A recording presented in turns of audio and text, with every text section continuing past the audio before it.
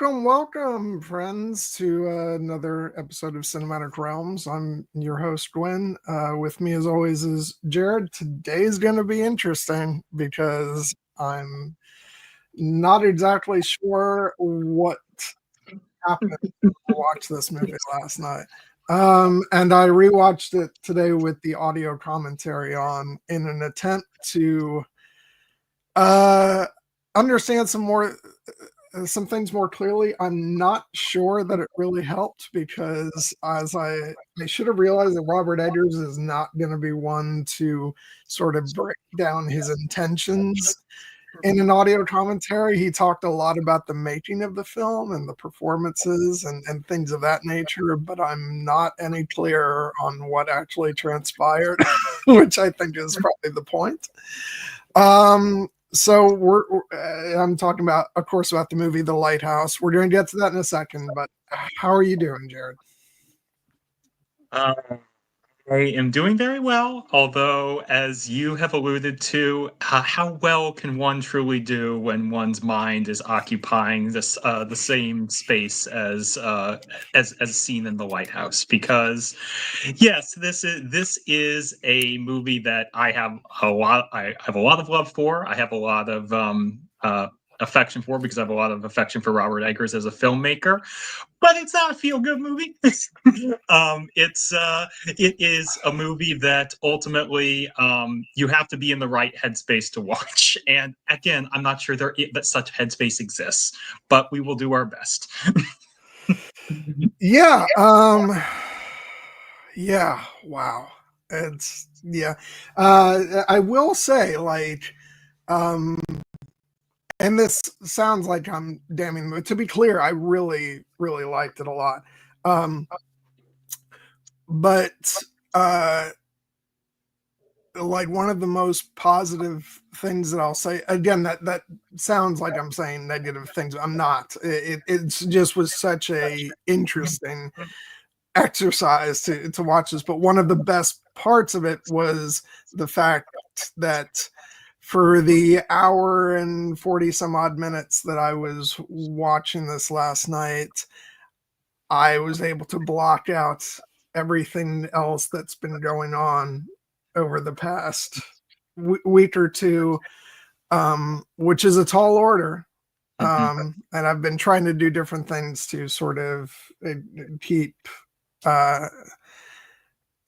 from sort of going down into a very depressing space. And not to say that this was uplifting, but it was so much head fuckery that I had to be completely focused on that, and it allowed me to escape into the world of the film for the duration of its runtime, which is one of the best things about cinema. It's just the whole time I was like, wait, what? So yeah, no, yeah, and like I said, we'll get into that. I am just going to say really quick, sort of outside of our discussion about this movie, because I sort of just alluded to it. I hope everybody's doing okay, because there's some really fucked up stuff happening in the country right now, and for the first couple days, I tried to sort of stay away from it all because I knew how awful it was going to be. Unfortunately, then when I came up for air, so to speak, to check on what was actually happening, it didn't really make it any less awful by the fact that I had stayed away from it for a few days. There's a lot of horrible going on right now. But that's the beauty of getting to do this each week, because I think it allows us an opportunity to sort of focus on something that makes us happy and something that interests us, and it's a good escape, even when the subject under question is as challenging and difficult as it is in this one. But yeah, no, I just wanted to say that I hope everybody's doing okay, and it's okay if you're not. I'm honestly half the time, I'm not. Okay. So yeah, just wanted to say that, sending my love out to everybody. Yeah. And one way or another, we'll get through this. But yeah, so yeah, unless you have anything to add, Jared, we'll press on. And all I'll say is I heartily agree with everything that you said there, Gwyn. It's only been a week, and a lot of things are happening. That old adage about when someone shows you who they are the first time, believe them. We didn't take that into account, and now with the second time around, it's not. A lot of people are obviously feeling very anxious and stressed, and that's the right way to feel. If that's where your authentic heart lies, just know that, like, in our little corner here, we want to be there for you as in any way we can. There's not some things we can do, some things we can't do, but everyone has to find their own way through it, and we will. Yeah, I for the first time in a while was able to hop on to a Zoom chat with a few of our friends just the other night, and it helped enormously. And it's a reminder that the way we get through times like this is by coming together and supporting each other. We can't get through this alone. It's it's just not possible. And so we really have to come together. And spending time with my friends, not only in talking with them, which is always great, but they showed me again that they're supportive of me and all the choices that I make, and it meant a lot, especially with the things that are going on right now. So yeah, so that's all I wanted to say, and I love you guys, and thank you as always for tuning in to our little show that we do here. Yeah. So without any further ado, let's try and figure out what the fuck is going on with this movie. Yeah, so this is Robert Eggers' The Lighthouse, starring the absolute brilliant Willem Dafoe and Robert Pattinson. And I will say, with every new thing, new to me thing that I see of Robert Pattinson's body of work, the more astounded I am. I think, like many people, I made a sort of a sort of snap judgment first impression of him based on the fact that he was in the Twilight films, which admittedly I've never seen, so that is very hypocritical of me. But I think for a lot of us, we just kind of shut off our brain to sort of what he may have been capable of. But I've seen him in some things over the years that made me go, oh, wow, he's actually making some really amazing choices. And and obviously we did a whole stream on the Batman, and he's absolutely brilliant in that. This is like on such another level, and what him and Dafoe do together is like defies explanation.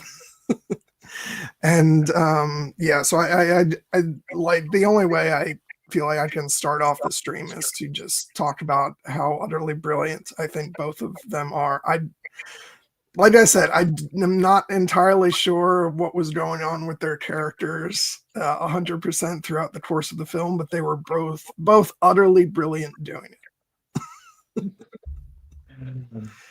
This is a towering two-hander, as they say.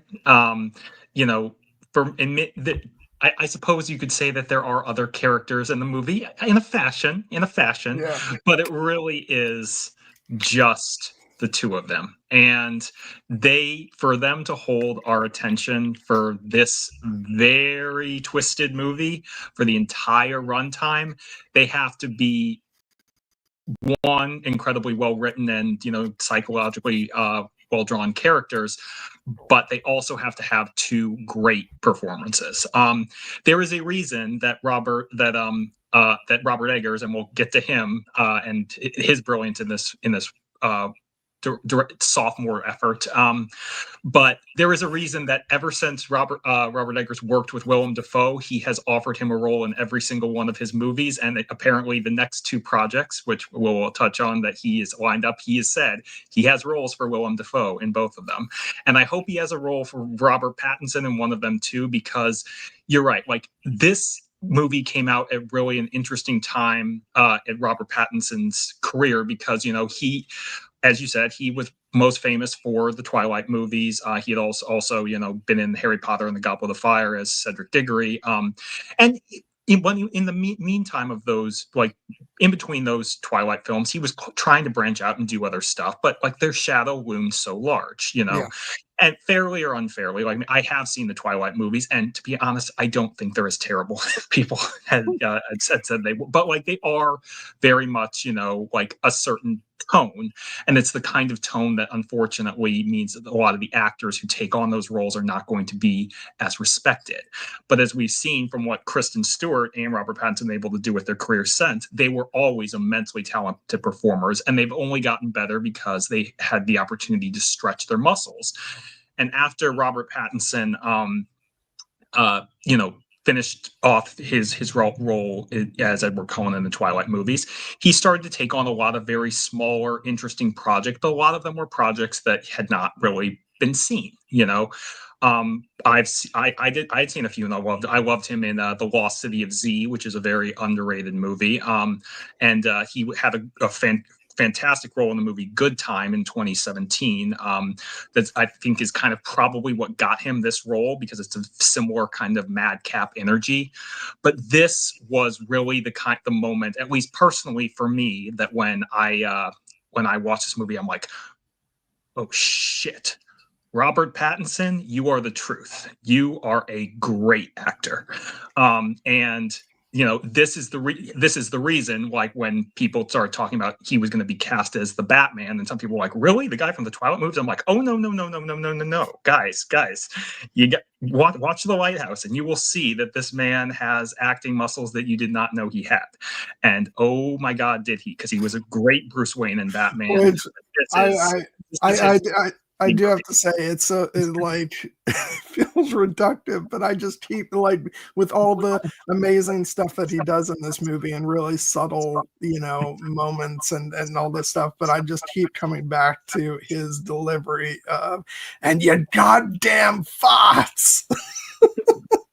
Oh, there are so many line deliveries that we will not be able to do justice to, but we will do our best, because it's some, you know, there's also the old adage of it's not what you say, it's how you say it. And yeah. Oh my God, there are some interesting how you say it's in this movie. Oh God. Yeah, and like just sort of sidebar, while we were talking about you know, both him and Kristen Stewart, who both kind of got their, you know, not totally their starts, but like they entered sort of the mainstream, you know, into mainstream popularity with the Twilight films. And I do want to also mention Kristen Stewart, because she did a very similar thing where she started taking on very sort of smaller films and very interesting roles in like independent films and stuff, like, and I have been equally impressed by her work. I caught on to her probably a bit faster than I did with Robert Pattinson, and it's probably just because of the different sort of timelines of when they each started to get more interesting projects. I think they're honestly two of the most like incredible and interesting performers of their generation. I think they were really, by myself included, like underestimated. And I would love to see them reunite in something now, taking into account, you know, their bodies of work since then. It's yeah, I just think they're they're both incredible, and shame on all of us for those of us who kind of you know may have ridiculed them early on. Although I didn't really take part in that, but I'd be lying if I didn't say like internally I wasn't like, oh yeah, those movies, they're rubbish. Um, but yeah, no, I love both of them, and I think the thing that I really started to notice with Robert Pattinson in a big way, and I still actually haven't seen the whole film, but I've seen like enough of it uh, to sort of be impressed by his performance was in Tenet. Mhm. He's in that, and the bit that I've seen of that, I'm like, oh, he's really good. Yeah, uh, so yeah, but just coming back to this film, the, the two of them, the way they bounce off each other with the Pattinson and Dafoe, just alternating between utter hatred of one another to like this deep friendship that they develop to tenderness and love, and to like then they've got a father-son dynamic, they've got an almost lover dynamic at different turns, uh and then like just this sort of animalistic you know um hatred for one another that actually takes a turn into very interesting territories. I don't want to get ahead of myself, but yeah, it just defies sort of definition. Yeah, no, I honestly think about when if I'm trying to think about this movie, I think there's a line from another franchise that also features some seafaring that actually kind of sums up my philosophy on how Robert Eggers came up with this, and it is from the movie Pirates of the Caribbean when Will and Jack are undertaking kind of a Cockney scheme to take over the ship, hiding under the boat and walking along the bottom, and Will is kind of looking around and just kind of, I can't believe we're doing this. And he has the line, "This is either madness or brilliance." And Jack, in a more world-weary kind of tone, says, "It's remarkable how often those two traits coincide." And I think that that is this movie to a T, because I think that Robert Eggers is brilliant. He's a brilliant filmmaker, and we have talked about his other movies that we love, The Lighthouse, or the Witch and The Northman already. We will be talking about a movie we both adored of his, Nosferatu. But this movie is most definitely where I think about, like, yes, Robert Eggers is brilliant. He's also a little man. Yeah, this is by far his most insane film. Yeah. And yeah, you're like, it descends into lunacy, basically. And I'm not saying that as a negative in the slightest. But it is like, yeah, this would probably be like, and I'm not talking about sort of objective levels of quality, but this would probably be like last on my list of like favorite Robert Eggers movies, just because I think that the other films appeal more to my sensibilities in terms of their settings and their characters and their style. But this is, in some ways, I don't have a firm handle on it yet because I've just seen the movie, but I could easily understand why many people would call this film perhaps his greatest achievement. Just because, like, artistically and technically, it's on such a high level. And we'll definitely be talking about the cinematography and all that. And it's just like, as we've said already, it's really is his most bonkers film, which is saying something for Robert Eggers. And so, yeah, I think this is the one more than the others that is going to have to sit with me a while, for me to figure out like how I truly feel about it, like in terms of like, you know, I mean, but neither of us like to rank stuff, so that's not a consideration. But like in terms of like what it means and how I feel about, you know, the sort of artistic and character choices and even what's going on, I suspect like on repeat viewings, I'm going to have a deeper understanding of the themes of the film and you know, and sort of things that maybe weren't clear enough to me on these first viewings, and so I feel like this more than the other ones, even though like all of his films, you know, benefit from rewatching, but I think this is the one more than any others where it's going to be helpful to be able to pull back the layers as I understand it a bit more, not even understand it more clearly, but like as I become more familiar with it. And yeah, it's because there's so many like different levels on which this film operates as a sort of a character piece, a story about madness, but also like a mythological tale.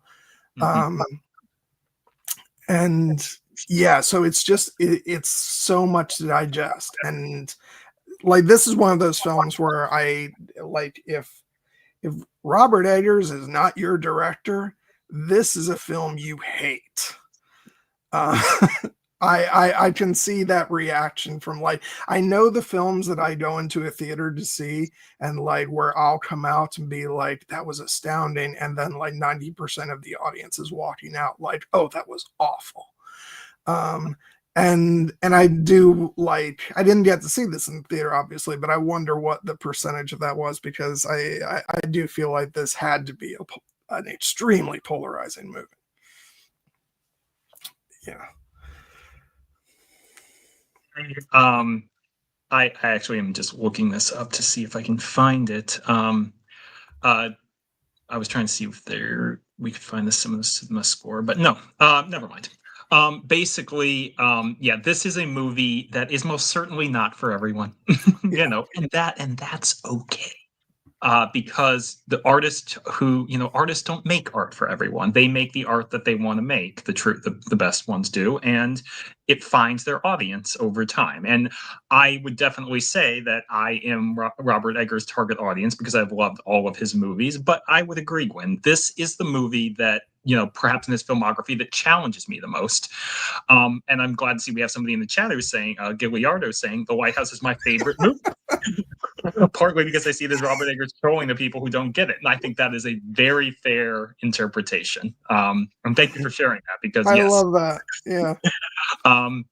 But yeah, this is just Robert Eggers truly unleashed, because, you know, as we'd mentioned, his debut feature was The Witch, and The Witch I think is an outstanding, brilliant. Which, by the way, and I will say I've heard him say this before, but I was listening to the commentary for this again, and he talks about how he was more happy with this film than with The Witch, because apparently The Witch, like as much as we all love it, you know, didn't come out exactly the way he envisioned it.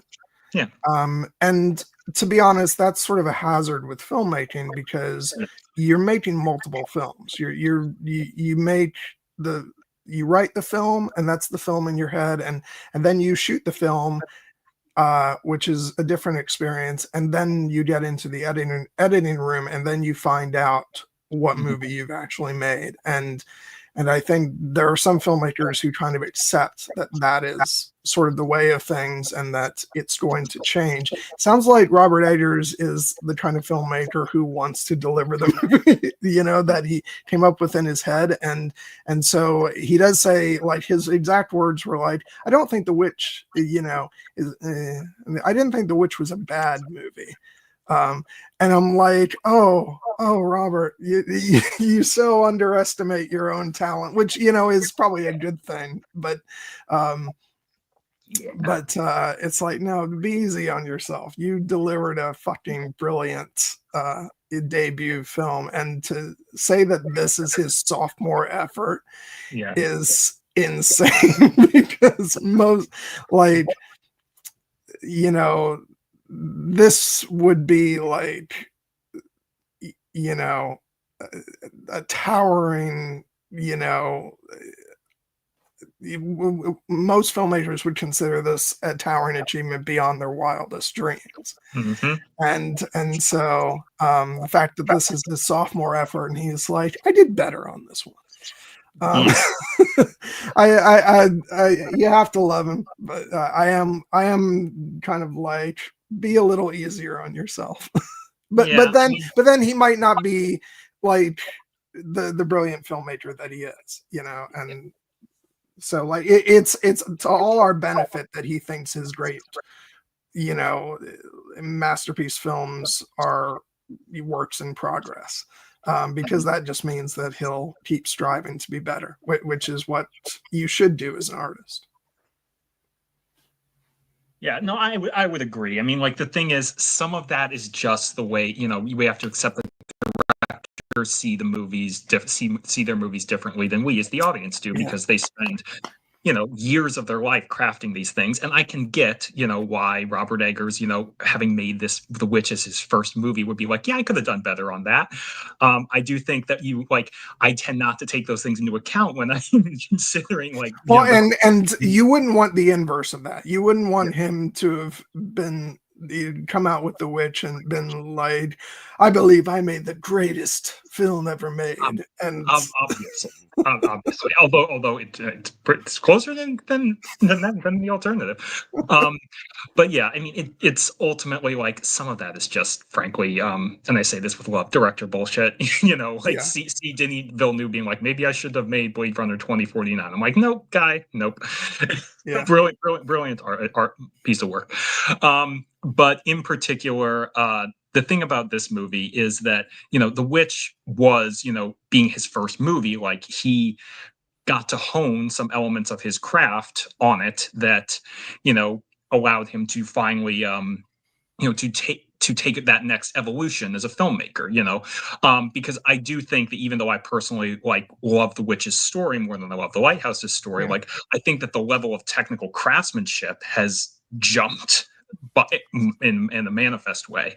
You know, it's famous that, like, Robert Eggers, I believe, actually he got his start in Hollywood as a production designer, and it makes sense when you look at all of his movies, because all of his movies are immaculately well staged and shot, and, you know, he has worked, and we will be singing the praises of Yaron Blaschke, his cinematographer, who has shot all of his movies, and for this movie, was rightly Oscar nominated for it. The movie's lone nomination, and he just got his second. Like, it's so. I do want to pause on that for a second, because, you know, we've been sharing our gripes about the Oscars of late. We don't want to get into sort of the current conversation about that, because maybe we'll save that for the mid-roll.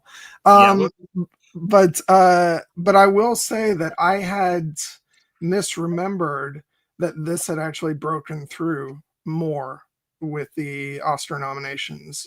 I can't believe that its only nomination was cinematography, because I honestly thought that it had done better, that it had, you know, I even thought with the expanded field of nominees that it had made it into the best picture category, but I was completely wrong about that. But that's actually, I think that's a really good thing about some of these really great films, is that, you know, we go on and on about the sort of, oh, this should have been nominated for this category, but I honestly think that we do tend to underestimate what a good thing it is when it's not necessary, as we've discussed before, but when a film gets any kind of Oscar nomination, I think to a lot of the masses, they don't necessarily remember what category it was nominated in. And even I misremembered in this case, because I remember what a big deal this movie was, because a lot of people were talking about it. And so the fact that it was only nominated for cinematography is mind-boggling to me, and I can see why it got that nomination, certainly. But yeah, it's just one of those things. I completely had a different memory of this film's award successes than what it actually had. No, I mean 2019 was a very strong film year, and this movie is most definitely not. IAR. Yeah, most definitely not a movie I would consider to be the Academy's traditional taste. But Yeah. they do like the branches vote for their own members. And I was not surprised that this movie got cinematography. One, because it's obviously gorgeously shot, but also they tend to like movies shot in black and white. And this one is. And I'm sure that the cinematographers had like a lot of interesting thoughts about the way that this movie's aspect ratio and the fact that they shoot Yeah, it. I'm sure you will have thoughts it's on that. 119 to 1, Yeah, which I remember when I started watching the movie at first, I was like, maybe it's been a while since I watched anything in 1.33, but this, like, those black bars look bigger than they normally do. And then I watched the behind the scenes little mini documentary and listened to the commentary, and I was like, oh no, it was a 119 to 1, and that's why it looks the thinner, which is like, that's insane to go for that. And yeah, I'm struggling to think if because I know they use that at some point in history, but I don't know if I've ever actually seen anything in this aspect ratio. Maybe I haven't. I just didn't know it, and I just assumed it was 133. But yeah, it's a great decision because it makes the movie very claustrophobic. And yeah. Yeah, no, it's been a long, long time since this was considered a standard. When I was looking up to see what movies had been shot in a 119 to 1 before, and it went all the way back to movies like Sunrise, A Song of Two Humans, which incidentally came out in 1927 and is often considered an unofficial Best Picture winner because at the very first Oscars they gave out two prizes. One I think for like special cinematic achievement, and one is like the best picture. And so Sunrise won the Academy Award for unique and artistic picture, while Wings won what we would more traditionally consider best picture. And I just bring all that to say it's been a long damn time because Yeah. they're obviously people have moved towards a formats that allow them to show like more and a wider aspect. Like we just got a couple weeks ago, we're talking about Christopher Nolan, who likes to shoot in the IMAX format, and very different from this. But this is the kind of movie that I think can get away with an aspect ratio like this because, as you said, one, it's a smaller, more confined space, and there are only two actors to keep track of, and also because it kind of works with the movie, the psychology that the movie is playing with.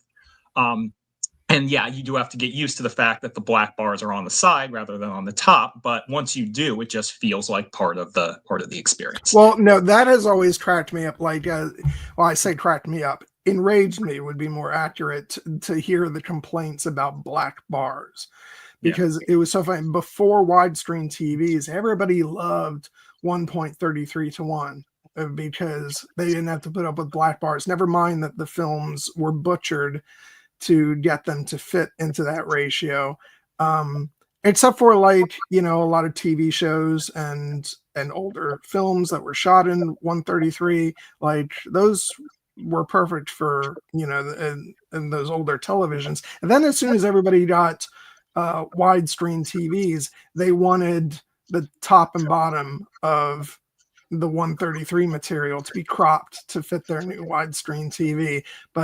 And why do they still have to put up with black bars for 2.35 to 1 movies? Let's continue to crop those so they can fit 178. And it's like, just fucking put up with it, you assholes.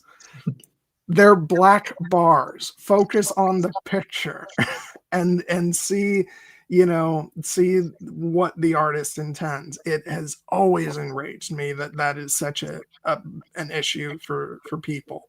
I never had an issue watching letterbox movies on my old 4x3 TV. And I don't have any issue with having them on having those bars now when I'm watching something that has a 235 to 1 aspect ratio, or something like this that even has 119 with bars on the side. So yeah, it's like this has been a long-standing fight that that home theater enthusiasts have had to, and movie lovers have had to fight for, but like, and I know that this is a very sort of myopic sort of argument of like most people don't care about this stuff, and there are much bigger issues to get mad at people for. But when I hear complaints about this, I'm like, just shut the fuck up, you stupid people, and just watch the movie the way it's supposed to be. Well said. I had a feeling, given your passions, Gwyn, and what you do for a living, that you would have some thoughts about the aspect ratio on this movie. And then when that section arrived, I'm just like, I'm going to sit back and I'm going to let him cook. And cook you did. Yeah. All right, but yeah, long and short, I mean, even though this is an unconventional way to shoot a movie in the modern era, I think it works brilliantly for this for this purpose. And the choice to shoot in black and white again that's something that's still done a little bit more frequently, but again, not the most common thing in the world. But for this movie and the tone and the feel that it has, I think it was absolutely the right choice. And we should also say that it's not just that they shot on black and white. First of all, it's shot on film, which is very important, but also they used different lenses and filters so that you can really see the imperfections in the actor's skin, and also the certain the filters to make certain parts of the face when you get red and color, sort of reddish tones, it shows up more blackened, and so it's not just a lot of people shooting black and white, but this is shot in such a way that it very much makes it reminiscent of very old films. And you can tell that, I think, when you watch. This isn't just draining the color from the picture. This is very much adopting an older style. And the only time that they actually stripped away that the filters that they used, I think there's two sequences. There's the shots of the mermaid to kind of show, because the whole point is you don't want to necessarily see any imperfections with the mermaid because she's idealized and beautiful, and also at the end of the film they pulled back on the filters with the shot of Robert Pattinson inside the lighthouse, and they did some trickery where it looks like the blood on his face is actually disappearing, which is an old trick they use with Dr. Jekyll and Mr. Hyde to make the transformation work, was by tricks like that. Then that by stripping away the filter, it would appear to make changes in the face. And yeah, so I just found all that really interesting when they were talking about that in the documentary, and just shows how much of a sort of student of old films and general film nerdery Robert Eggers is. And it would be so interesting just to sit down and have a conversation with him about this stuff. So I loved everything they did with the cinematography. It has to be one of the most brilliantly shot films in years. Yeah, no, I would agree. And again, well-deserved Oscar nomination for Yaron Blatchkey.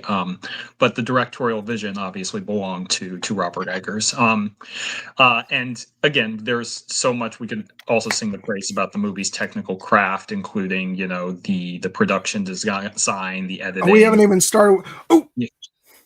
We're going to save it. We'll do it in the mid-roll. But we forgot to talk about something last week. Remember? Oh, yes. Let's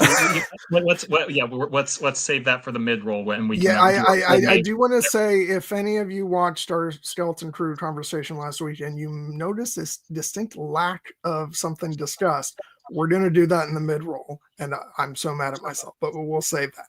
But the reason why I just thought about that is because I wanted to talk about the sound design of this movie, because at first I thought the foghorn was part of the score, because it's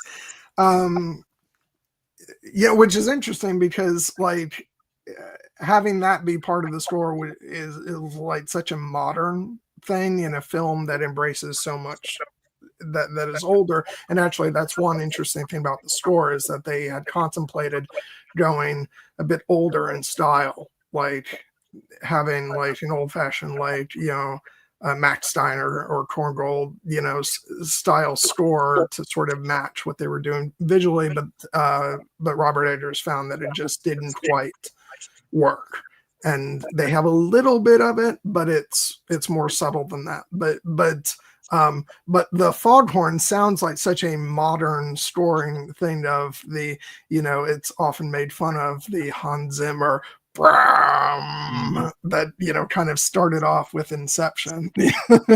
and so for a while I'm like, it's an impressive score, and then you realize, no, it's the foghorn, and at one point early in the film, like Robert Pattinson is even reacting to it when he's working on the stuff inside, and it just becomes this oppressive thing throughout the film that you kind of like. It's brilliant, but you also get sick and tired of hearing it. Just like this. You can only imagine those two guys having to put up with that constantly. Yeah. No, I can't imagine what it was like to work on this movie, and again, I'm sure the crew probably went a little mad as well, but they but the final work is right there on the screen and in the soundscape. It's the sound is every bit as important to this movie as the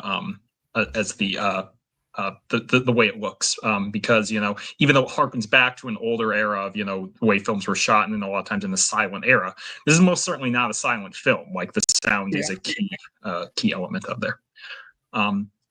One thing you may have noticed as we're gushing about this movie's technical craft is that we haven't done a lot of discussion about the plot, the story. There was a plot. Oh, there is a plot. There is a plot, but you know what? This is the type of movie that I would tell you. You can read the log line for this movie, and it does not tell you what this movie is. But the plot and the setup as it is a very, very simple overall. It is, it's the story of these two guys, these two lighthouse keepers, who we find out, later in the movie, even though one presents himself as Ephraim Winslow, but they're both named Thomas Howard and Thomas Wake. And they are, working a lighthouse together on a distant island far, far offshore, and it's supposed to be, a 4-week stint. And it becomes a lot longer than that when events, change. We don't even really know how long it is. We don't. And little by little, at least one of them goes insane. Arguably both, but definitely at least one.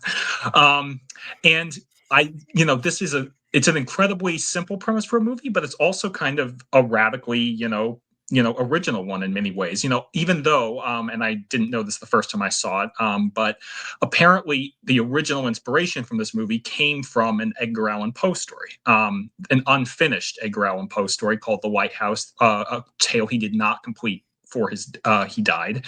And that Max Eggers, Robert Eggers' brother, had been trying to adapt it. And was having some trouble, so he came to his brother Robert, and Robert kind of helped him crack the story by borrowing inspiration from a real life story, a real life tragedy called the Smalls Lighthouse tragedy, where there were two lighthouse keepers named Thomas, who were very Thomas Howell and Thomas Griffith, who were had a tendency to quarrel with one another. And then one of them died in a freak accident, and the other guy was worried that if he just threw the body into the sea and buried it, he would get accused of murder. So he kept it around. It kind of drove him a little nuts. And obviously that is not exactly what happens in this movie, but the inspiration seems to be there, not only in terms of the ideas about just slowly going insane in isolation, but also the ideas of murder and the guilty conscience, and how it can the possibility of what it can do, ravaging you under the if you can't let it out, and then when you do let it out, what that can unleash. The famous refrain, and again, this is where how you say it becomes more important than just the actual words. Why just spill your beans? That is the real question. Why did you? Because it seems to have been the final event that caused the facade of Robert Pattinson's Thomas Howard was holding up of Ephraim Winslow. It's the thing that finally causes it to crumble. But yeah. he's all it's your first time through this film. You don't really understand Tommy's sort of state of mind, but he's already clearly begun to crack before he even gets to the island, and sort of this deep-seated guilt is sort of really kind of ripping him apart, because he starts to the sort of manifestations of delusion, start to manifest early on, but then they get, very much worse as he gives in to drinking, and, and they get stuck on the island longer and longer and longer. But yeah, and for that reason, it's kind of hard to know what's real and what's not real. Mm-hmm. And that line gets blurred the longer the film goes on.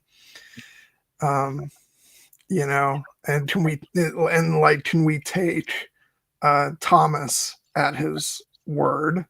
Mm-hmm. Or how much is he lying? And and it's like the more the more Robert Pattinson's Tommy starts to sort of crack, the easier it becomes to sort of believe that Willem Dafoe's Thomas is this sort of the one who's being a bit more truthful. But is that necessarily the case? And and it becomes this thing of where one of them is most definitely losing their marbles, but the other one is not necessarily to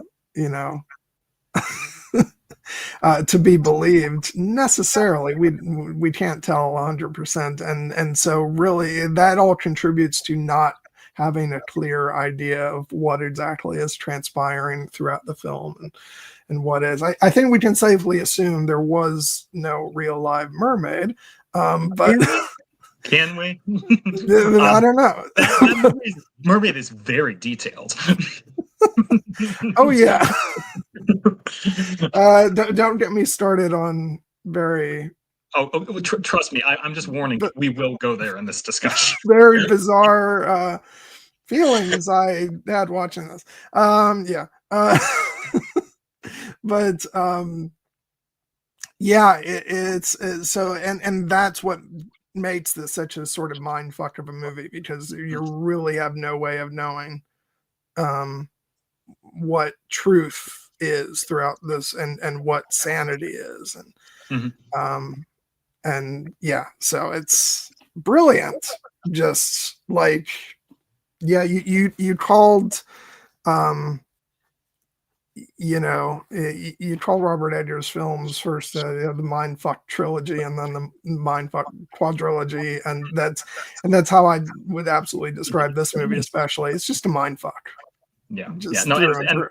And this movie is where that term comes from for me, because like if his filmography was just The Witch and the Northman and the Nosferatu, I would definitely still think those movies are incredibly psychologically twisted, but I don't know if I would have leapt right to Mindfuck if it weren't for The Lighthouse.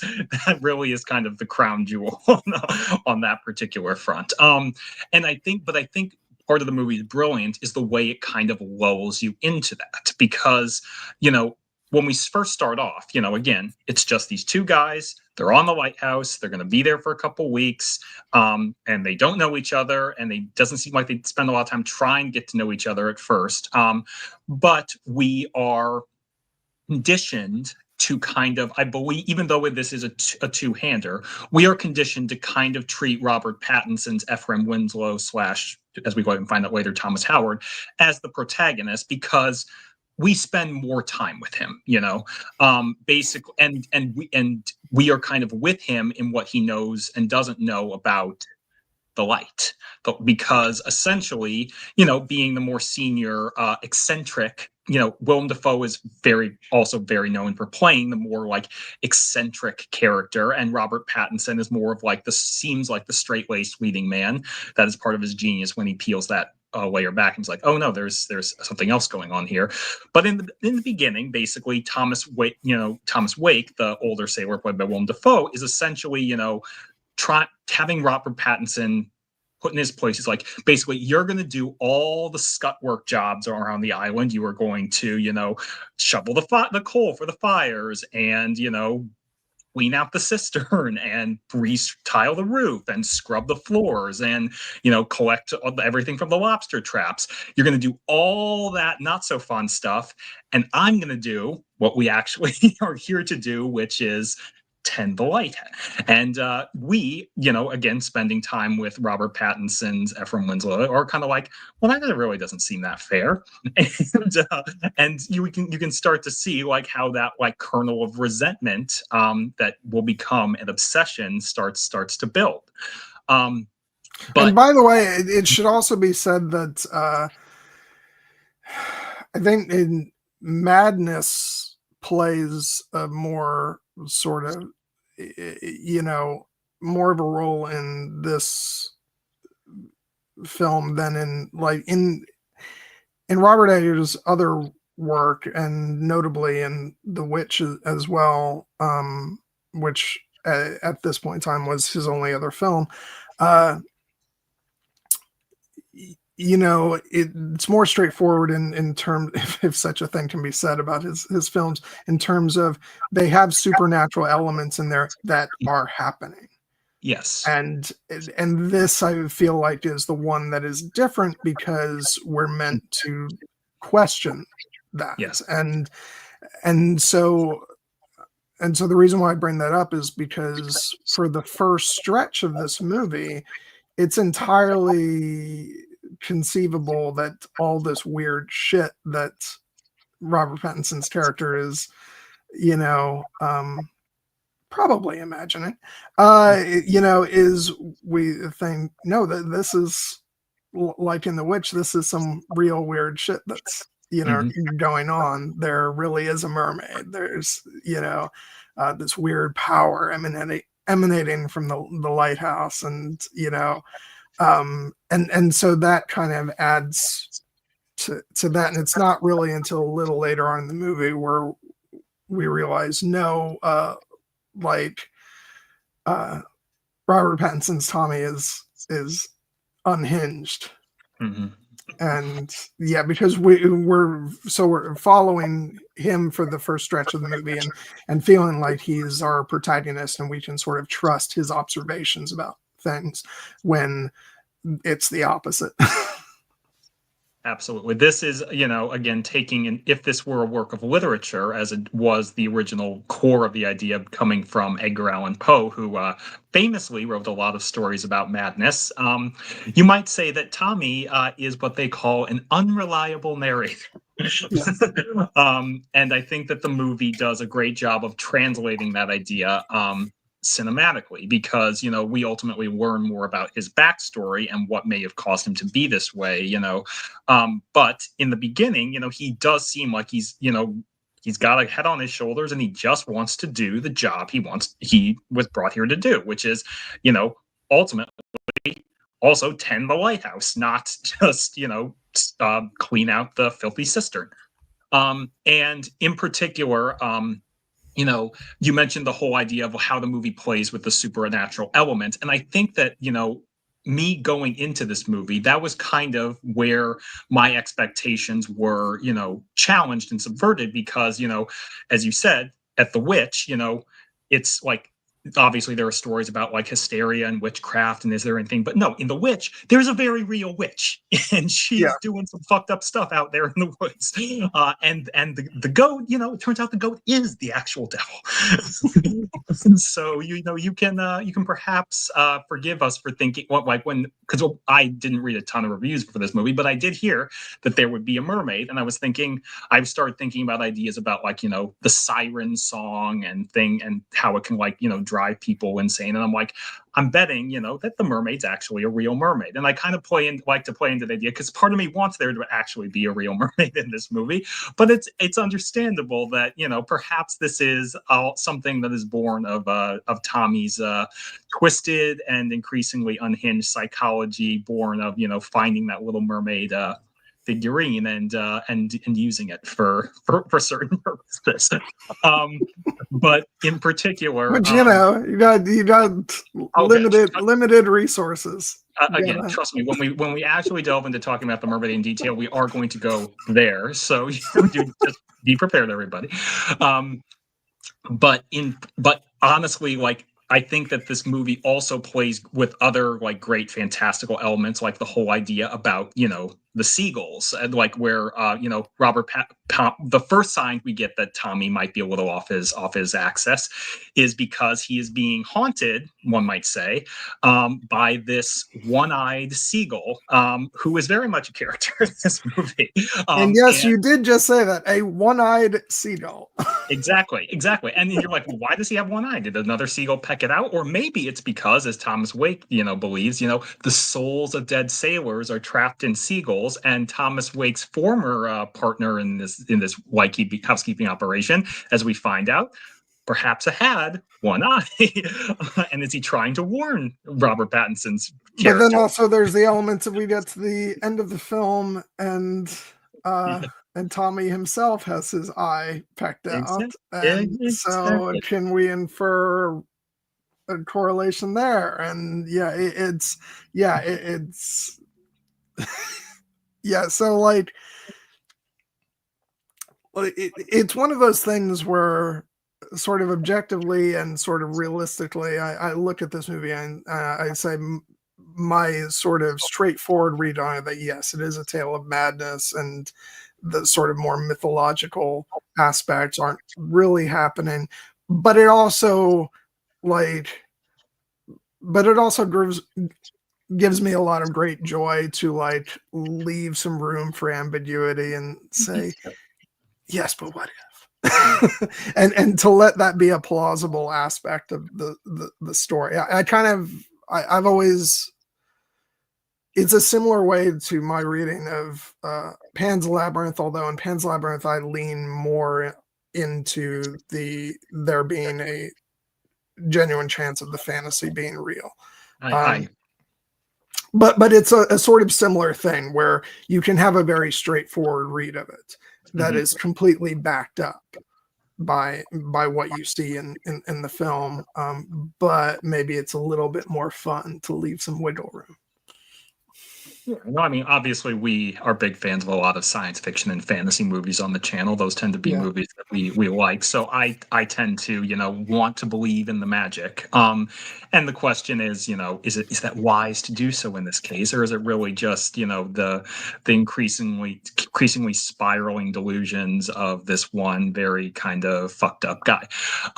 But, the reason it works obviously is because the movie doesn't, confirm it either way. It could be that, this was all a delusion, or it could be that like this guy was off his rocker and there is some supernatural stuff happening, and that kind of just madness, as the Joker once said, all it takes is a little push. Tommy definitely gets pushed, even though ultimately I think that, the thing that truly, dooms him in many ways to his fate comes from within. Yeah. But, I also had mentioned, again, that part of the movie's, brilliance and kind of unsettling us in that way is like in the beginning, it certainly seems like Willem Dafoe's character, Thomas Wake, is the one who is, shall we say, off his rocker, because not only is he like very much playing into all the classic, say like talk like a pirate, sailor conventions. Like connecting our streams these past 2 weeks. Yeah, exactly. Willem Dafoe would have been yeah, and I love that he makes Robert that Tommy when Tommy just wants to say yes, and he's like, no, you're going to say aye, sir. But also like we do see, one of the things that might gives us that impression is when Tommy looks up at the lighthouse and at the light, the entrancing light, he sees Willem Dafoe standing in front of it, butt ass naked. Yeah. Seeming like he's in a trance, and you're like, that's not a normal thing to do, is it? Well, and this is the part where I actually find it really interesting to delve into the more mythological side of things, because I like a difference that we see between these two characters is that Willem seems content to sort of sit outside of the actual light and sort of bask in the light, whereas Tommy at the end of the film reaches into the light and is rejected as a result. Now that is a more sort of magical, mystical read on the events, but I think that's a lot of fun to sort of take them sort of more mythological examination of of these characters, like their existence and their fates, and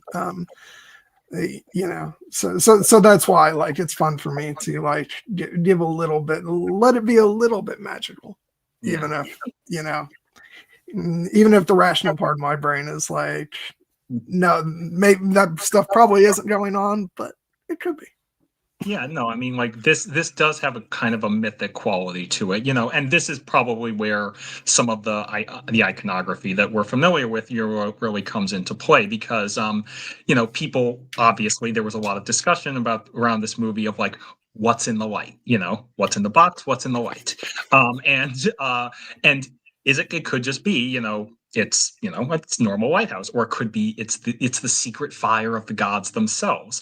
And whether that's not actually the case, that's what the movie is playing with, because in one of its more direct ideas, it kind of goes to the way the movie ends. The movie ends on a shot basically with Tommy becoming Prometheus, and like lying on the rock, chained there effectively with the gulls pecking out of his liver. And what was Prometheus's great crime? We talked about this with Oppenheimer. Like Prometheus stole fire from the gods and gave it to man. For this, he was chained to a rock and punished for eternity. And that is kind of what happens in this movie. Yeah. The chaining just happens to be a little bit more figurative. And so, like, when the question is what's in the light, really what is pretty clear is, what does the light represent? The light represents the forbidden. It represents, the secret knowledge that humankind will strive to possess, but perhaps should not have. And as you said, Willem Dafoe's character, Thomas Wake, seems content to, bask in the glory of that, but not to actually, reach out and touch it. And Tommy, when he gets his chance, ultimately does touch it, and ultimately ends up getting, he fully becomes at that point. And it also kind of evokes, another franchise that we love, the whole idea of like the Indiana Jones movies, and the idea that like, the power of God is something that, humans are supposed to revere it and respect it, but you're not supposed to look directly at it, or bad stuff's going to happen to you. And perhaps the people like Nazis who don't learn that lesson, they get burned with eternal hellfire. um, and Take note. yes, exactly. But in particular, I think, and obviously, like another element of that in the franchise is in Crystal Skull when Kate Blanchett's character wants all the knowledge, and then the aliens are like, "Okay, give it to you. You can't handle it," and she meets her fate that way. But in particular, this movie, like the fact is that Willem Dafoe's obsession with the light early in the movie, like, is one of the things that kind of makes us go, like, we don't trust this guy. Like, what is he actually doing up there? And it's the kind of the thing that really kind of drives the wedge, between the two characters in the beginning, because, not again, Tom, like, even though this should be like more of a partnership, Wake has seniority and he is like using it, and he's putting Ephraim / Tommy in his place. And that kind of causes that resentment to curdle and become like a spark that, perhaps if they'd managed to get off the island in their regular time frame, nothing would have come of it. But those frustrations build and build and build. And another element of the kind of the supernatural that the movie plays with is the idea that Thomas has the line like, it's bad luck to kill a seabird, so don't touch that one-eyed gull that's been annoying you, who might have the soul of my former wiki partner in there. But the frustration that Tommy is feeling, like, builds and builds and builds, and so when that one-eyed gull finally confronts him again. Well, and we should say that there's another encounter between them when Tommy, falls down off, when he's painting the lighthouse and he falls down. Which, by the way, apparently, Thomas just leaves him there. The seagull,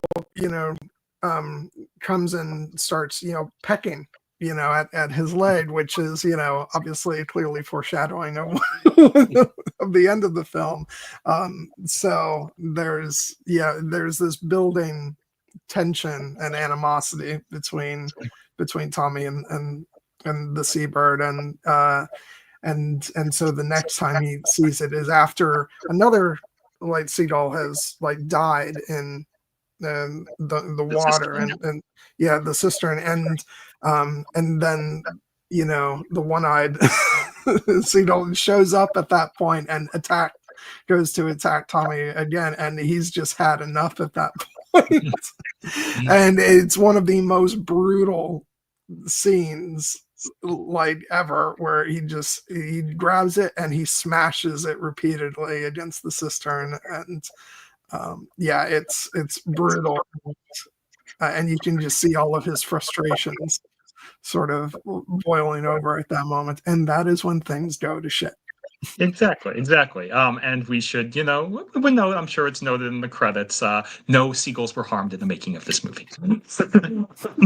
But in particular, I kind of wonder, like, if the movie is playing with the idea of, like, is it bad luck to kill a seabird because it actually does contain the soul of, one of these dead sailors, and if so, was that sailor trying to warn Tommy about, like, something, to do something or not to do something, or to get the hell out of here.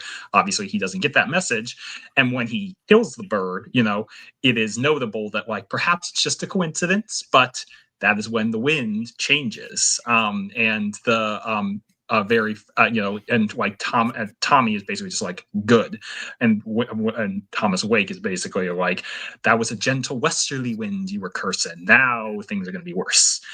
And worse they do get, because that is the reason they end up stranded, is because the wind changes, there is a terrible storm, and their relief can't get to them, or they're thinking maybe just a day or two, but basically becomes, this infinite kind of spiraling purgatory. Like, is it possible that, like, they were damned essentially to eternity on this rock, in many ways. And that kind of plays in with the whole, like, mythical idea, because it seems very much like, this is something that is meant to be kind of a fable of it, like, that, be warned, this is what will happen if you cross this line. And the lines have not been crossed yet, but oh, they will. Yeah, God. And yeah, so, and it is around this time when Tommy discovers, the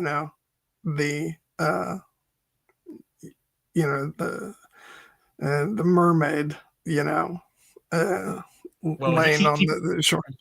yeah, I mean, he finds the little like soapstone mermaid, early on, but yes, this is around the time when he saw the mermaid in kind of a spooky hallucinatory sequence earlier in the movie, and again, that's what Which we later realize is him being haunted, dreaming and being haunted by what transpired between him and the real Winslow. We don't know that at the time, which is why it's such a fucky sequence. But exactly. yeah. But speaking of fucky sequences, are we there? Yeah, We are. I think we are. Yeah, let's just put it out in the front. This movie features Robert Pattinson's character having actual sex with well, not quite with full on mermaid vagina. You said I would never picture mermaids the same again after this movie, and yeah, I yeah, yeah, no, it's I mean, like, part of me just like wants to make jokes about the fact it's like maybe Ariel didn't need to leave the sea for her and Thomas and Prince Eric to make it work, but clearly, it's a challenge, because again, with our Disneyfied idea about what mermaids are, it's easy to forget that in a lot of tales, particularly the original Hans Christian Andersen tale of that inspired it, mermaids be dangerous, guys. They're the sirens that lure you from your ship and then take you down into the water and drown you. And perhaps they do other things there too, because well, it's actually I'm veering a little off topic here, but it's actually why I'm quite a bit more fond of the Robert Zemeckis animated Beowulf than a lot of people are, and part of it is because of how freaky it gets. Because of the fact that Grendel's mother is depicted when she doesn't don the guise of super hot Angelina Jolie. We see her as an actual like mer creature, and the sort of disturbing implications of that, just they're creepy and and it's part of what makes I kind of like the film. It would have. I think I'd love it even more if they had actually if you could have had something if they had done it as a more traditional animation, or even if they had allowed it to be that bonkers crazy as a live action film, and I'd love it even more. But even still, I think it's a very interesting take on the Beowulf story, which is why I often say I like it. But it's a similar kind of thing where it's like that mixture between the sort of creepy and really unnatural, and yet at the same time sexy and alluring. Yeah, and that is the idea. That is the idea, because again, with the idea of mermaids being sirens, they have to be beautiful and alluring in order to draw these sailors in, and the actress who they cast to play the mermaid, Valeria Karaman, she's a beautiful lady, even though she looks deranged in this image. And then this is the perfect time to note, as you may have read on the Wikipedia page, it is in fact true. Anya Taylor-Joy, who starred in Robert Eggers' first movie, The Witch, was so delighted with her experience on that movie that she's like, I really, really, really want to work with you again. Please cast me in your next movie. And he's like, well, there's not really a role for you in this next movie. And she, in all of her enthusiasm, was like, there's a mermaid. I can play the mermaid. And he's like, you don't want a particular mermaid. It's like not this mermaid. And to be honest, like, you know, we shall never know, but like part of me is like, did I want to see Anya Taylor-Joy as the freaky mermaid? Kinda, yeah. But I do think for it work, Valeria Karaman gives a very effective and unsettling performance, even though she doesn't have any dialogue. You know, she just has her inhuman, fishy screaming. Yeah. But even so, you know, like Well, she and it's really interesting how this sort of unfolds, because in this first sequence we get, you know, Tommy comes, and comes upon the body, and she's just very, um, you know, appealing. And then there's this horror as like his hands go further and further down and discover the actual, like, fishy parts of her, and then she wakes up and starts her sort of, screaming, banshee wailing, and he runs away, and his own screaming covered up by the foghorn again. But then later on in the movie, there's more elaboration of the sequence, through his, we'll call it fantasizing, Mhm. but also other activities going on, which is like, if I can like step back for a second from the sort of, let's giggling over it. Like, what's actually quite really serious about the scene is that it's jumping back and forth between his visions of, the beautiful mermaid and having sex with her, and also images of the man whose death he's responsible for. And so it actually turns into a very, disturbing sequence on multiple levels. Mhm. Um, and is psychologically about him trying to drive all that guilt out. And but yeah, there's some freaky imagery uh in that sequence. That's when we get to see the bits of the mermaid that we never really thought about when watching The Little Mermaid. Exactly. Yeah. But it's this isn't anatomically accurate mermaid, if such things can exist. Yeah. In particular, though, like, I talked earlier about, like, the light representing like forbidden, desire, or for the forbidden knowledge that you're not supposed to have, and what the mermaid kind of plays on that idea as well, because she is not human, she is of the sea, she is of something, deep and unknowable, as the light is almost over the heavens. The sea in this case could almost be considered, hell.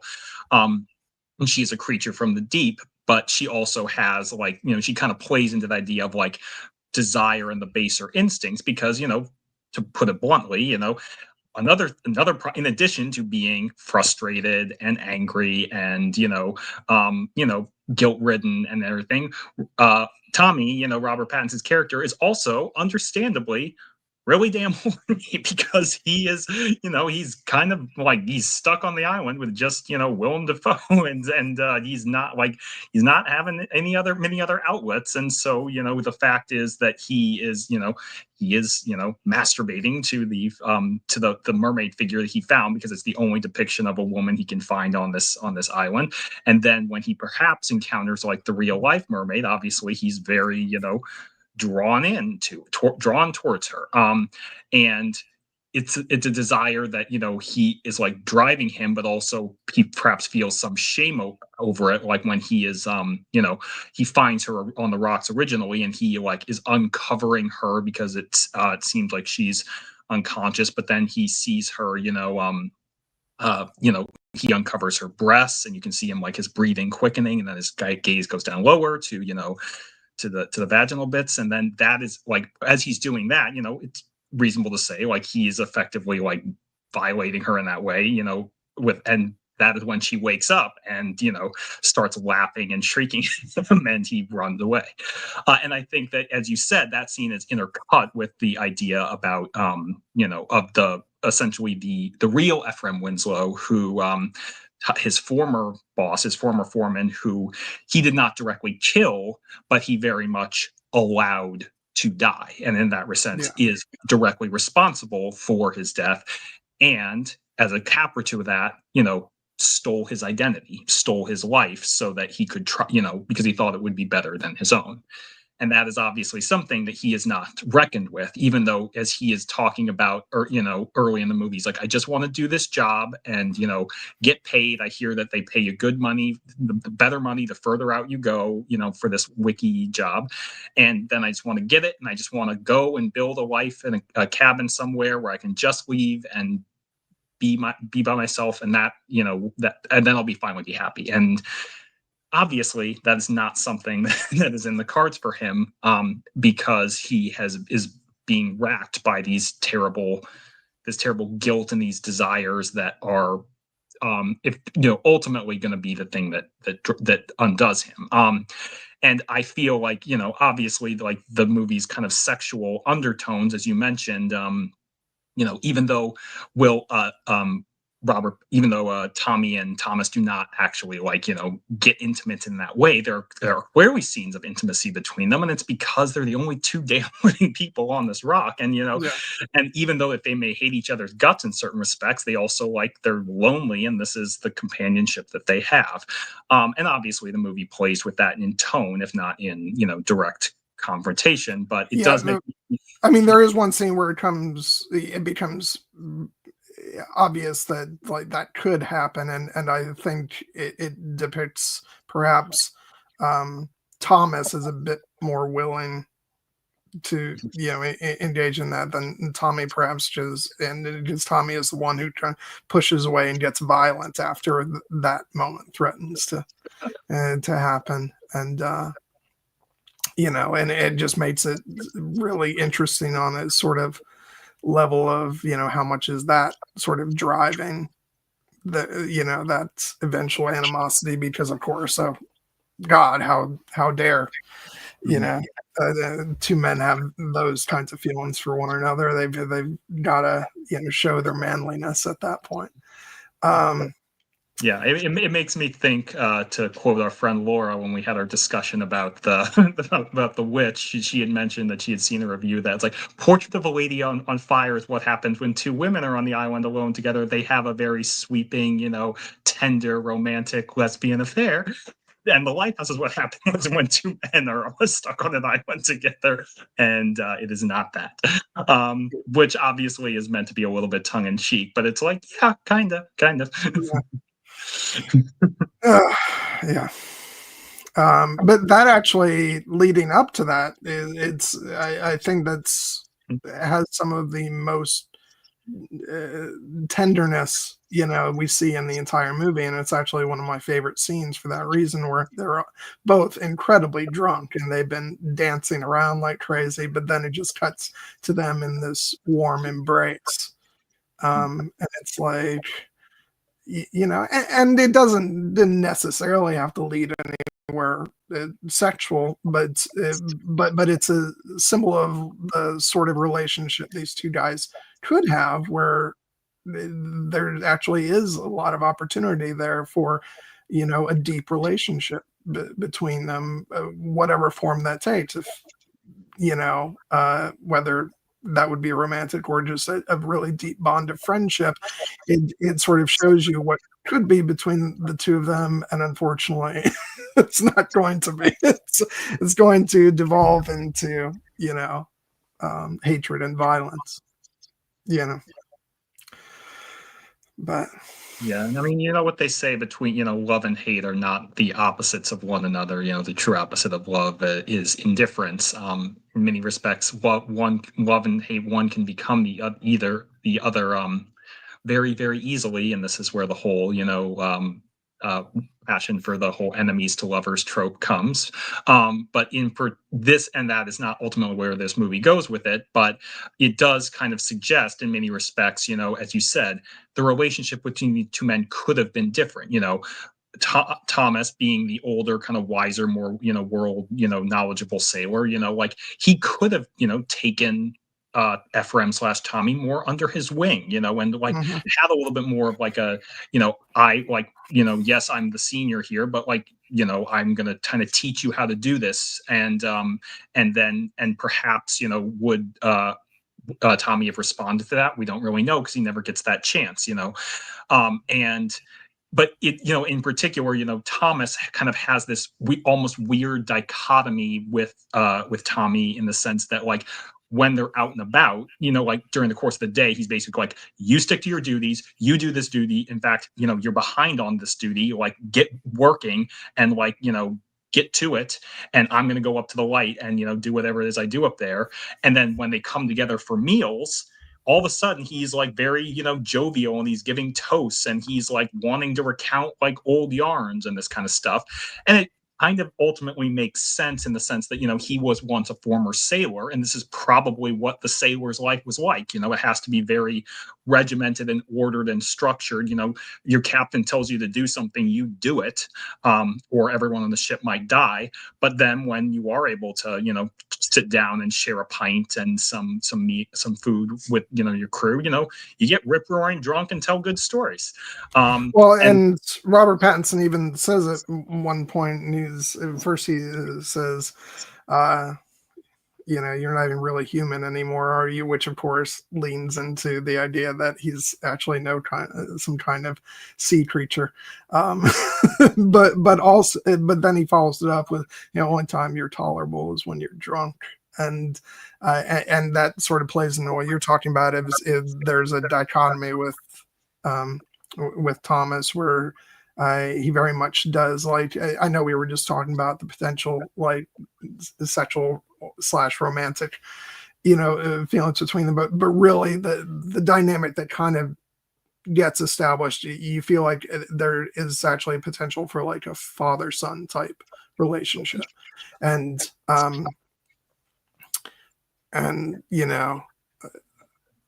like, and even brotherly at times. Like, I think like one of the highlight scenes of the movie is when, one of the times when they get mad at each other, and is when Tommy says about how he can't stand his cooking,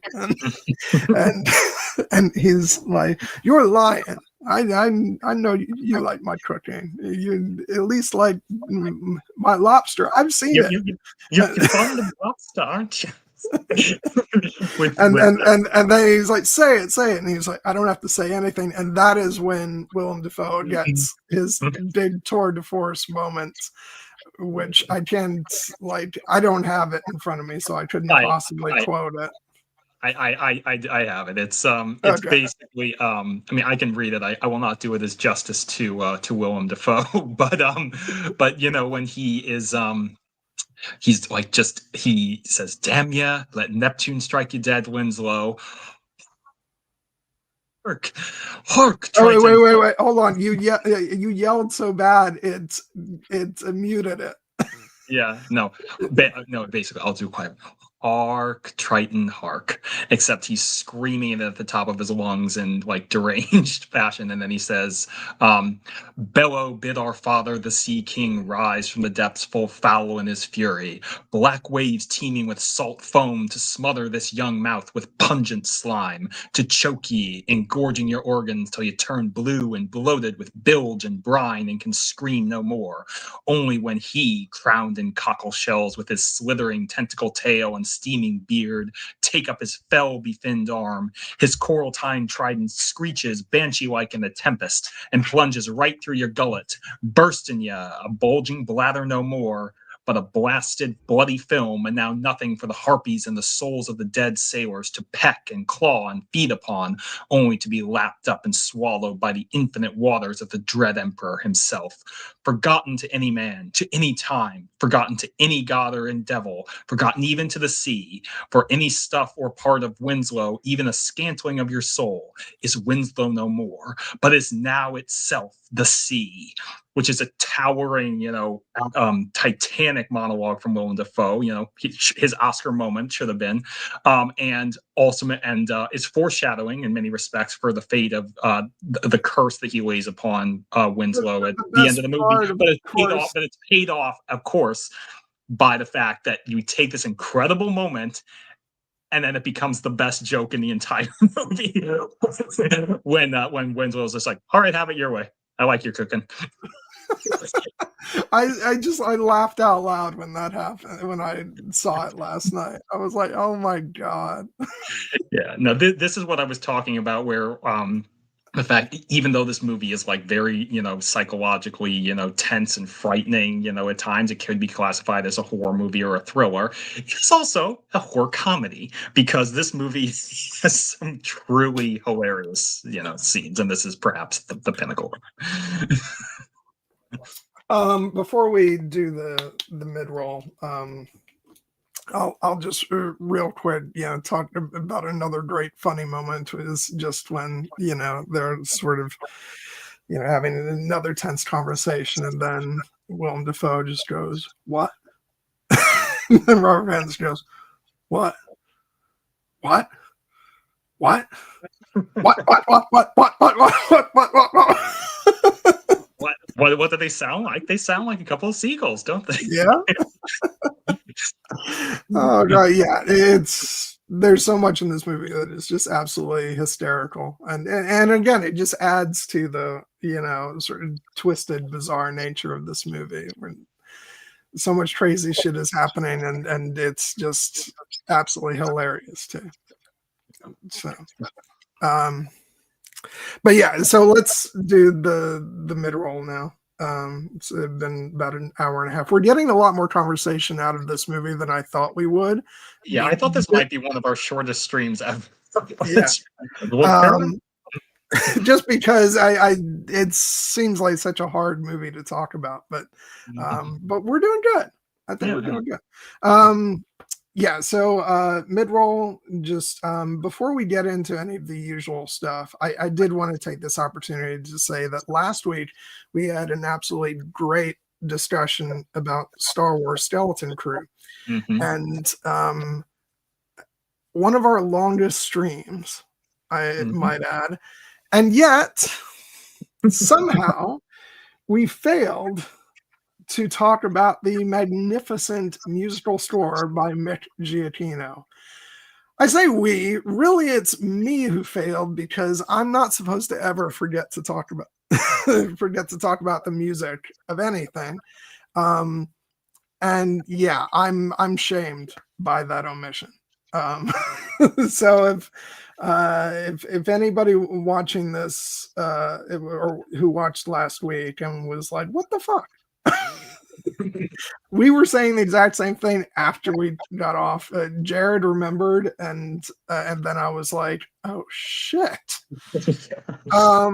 So I did want to pay tribute to right here, because I thought it was an absolutely phenomenal score for the show. Obviously, Mick Giacchino is the son of Michael Giacchino, who is well known to fans of everything from Star Wars to like Disney Pixar movies to Lost, which was his big breakthrough. And I if I have to be honest, I think Lost is still my absolute favorite work of his. I think it's like he got to do so much over the course of the 6 seasons of that show, and so many great themes. I mean, speaking of Lighthouse, he's got a great like real Raiders of the Lost Ark style theme for us, a lighthouse in that show.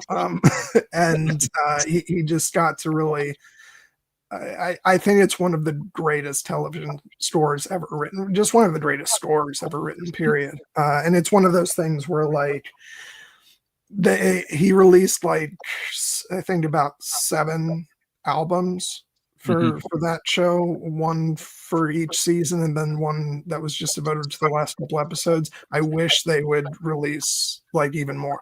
But anyway, that's a sidebar, because that's talking about Michael Giacchino. I'm talking about Mick Giacchino, his son, who wrote the score for Skeleton Crew, which like was so great because it really delved into the piratey vibes of the story, and it was, and yet, so it was on the one hand very like traditional orchestral scoring, but also had this slightly crazy bent to it because it's a show about pirates, and the music leaned into that. And I think, I've talked about it elsewhere. One of my big worries about the score for the show was I was worried that based on what they did with the trailer, I was worried they were going to do some like populate the show with some like Star Warsified 80s needle drops, because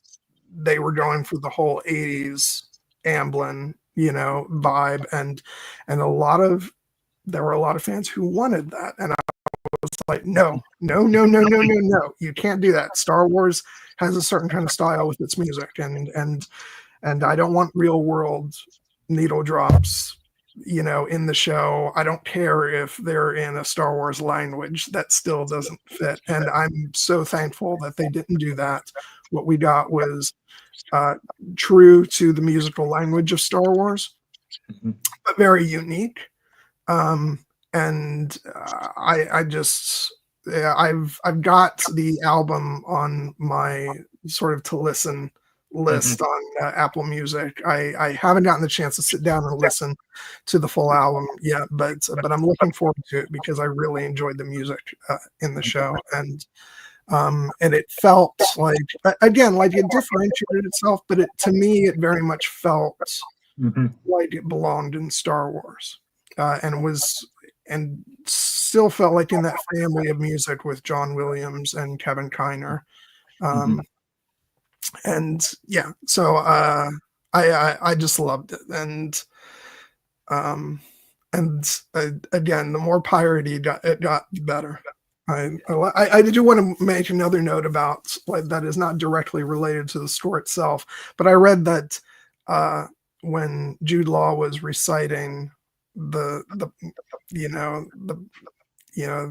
what ended up being the pirate song about what was the and he ended up singing the lines instead of just reading them out.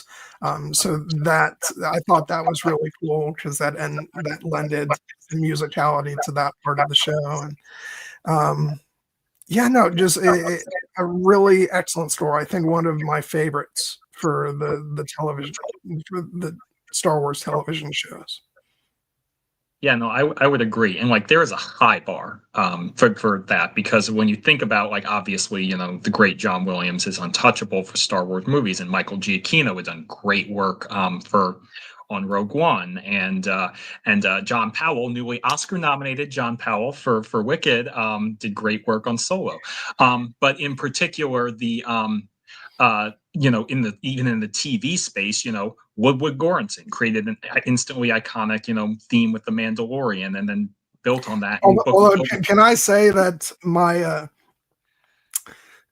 my sort of controversial opinion is that I prefer his theme for the Book of Boba Fett.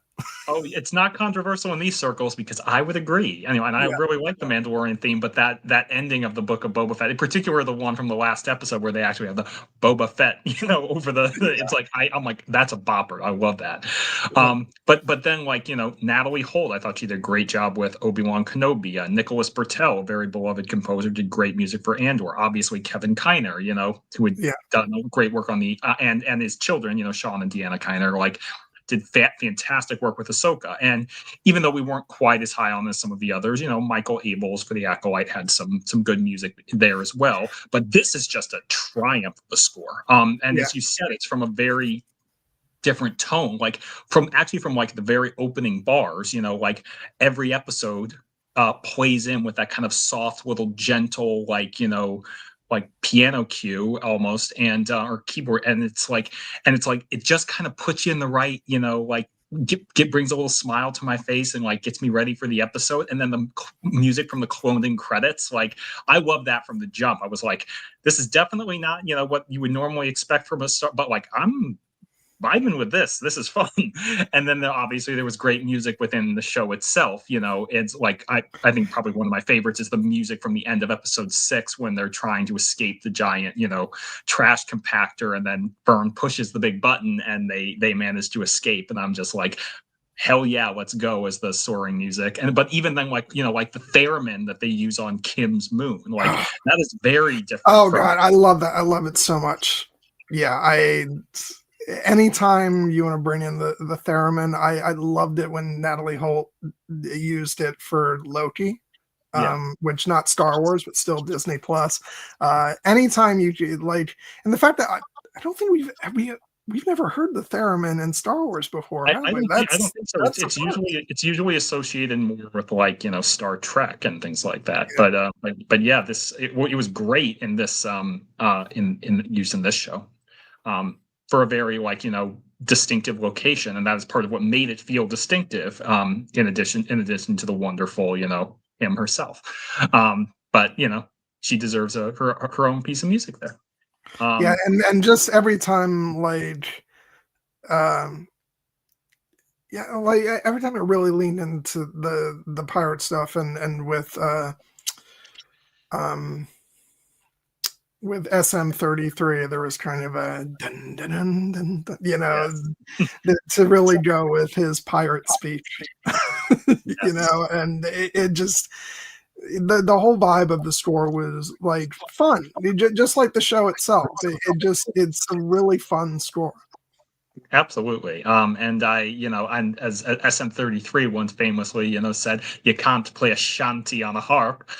But you certainly can play some great music with the instruments that Mick Giacchino delivered for Skeleton Crew. And he is, like, you know, obviously you had mentioned his connection to Michael Giacchino, but this dude is no Nepo baby. You know, he earns his talent because, in addition, we ultimately did not talk about the HBO series The Penguin for a number of reasons, even though we both loved it to certain varying degrees. Yeah. But he did the score for that show as well, and that's another great score. So I think he is so wildly different. Obviously, it's a very different kind of show, but like that just shows you this guy's range. Like, I may have, I won't lie. Like when I first saw the name attached to, you know, the Penguin before I actually saw the show, I was like, oh, couldn't we get his dad instead? But then as soon as I heard the score, I was like, oh shit, no, he's amazing. And then listening to the score for this show just solidified that. And he actually did write some music on the Batman. So yeah, it's just, yeah, he's got a bright future ahead of him. That's a very good musical family. It turns out there's some talent in the Giacchino household, and I think that what I'm excited for both of them, you know, to see what their future holds. But, you know, in particular, like, even though it does seem like, you know, John Williams, now having completed the Skywalker saga, may, you know, we'll see if maybe he'll come back for the one of the future movies, or because he's still going strong at 90 some. But it does. I think he may want to. We've talked about this before, but I think he may want to come back for the Rey film. And I would absolutely love and welcome that. You know, never going to say no to John Williams, especially when it's in connection with Rey Skywalker.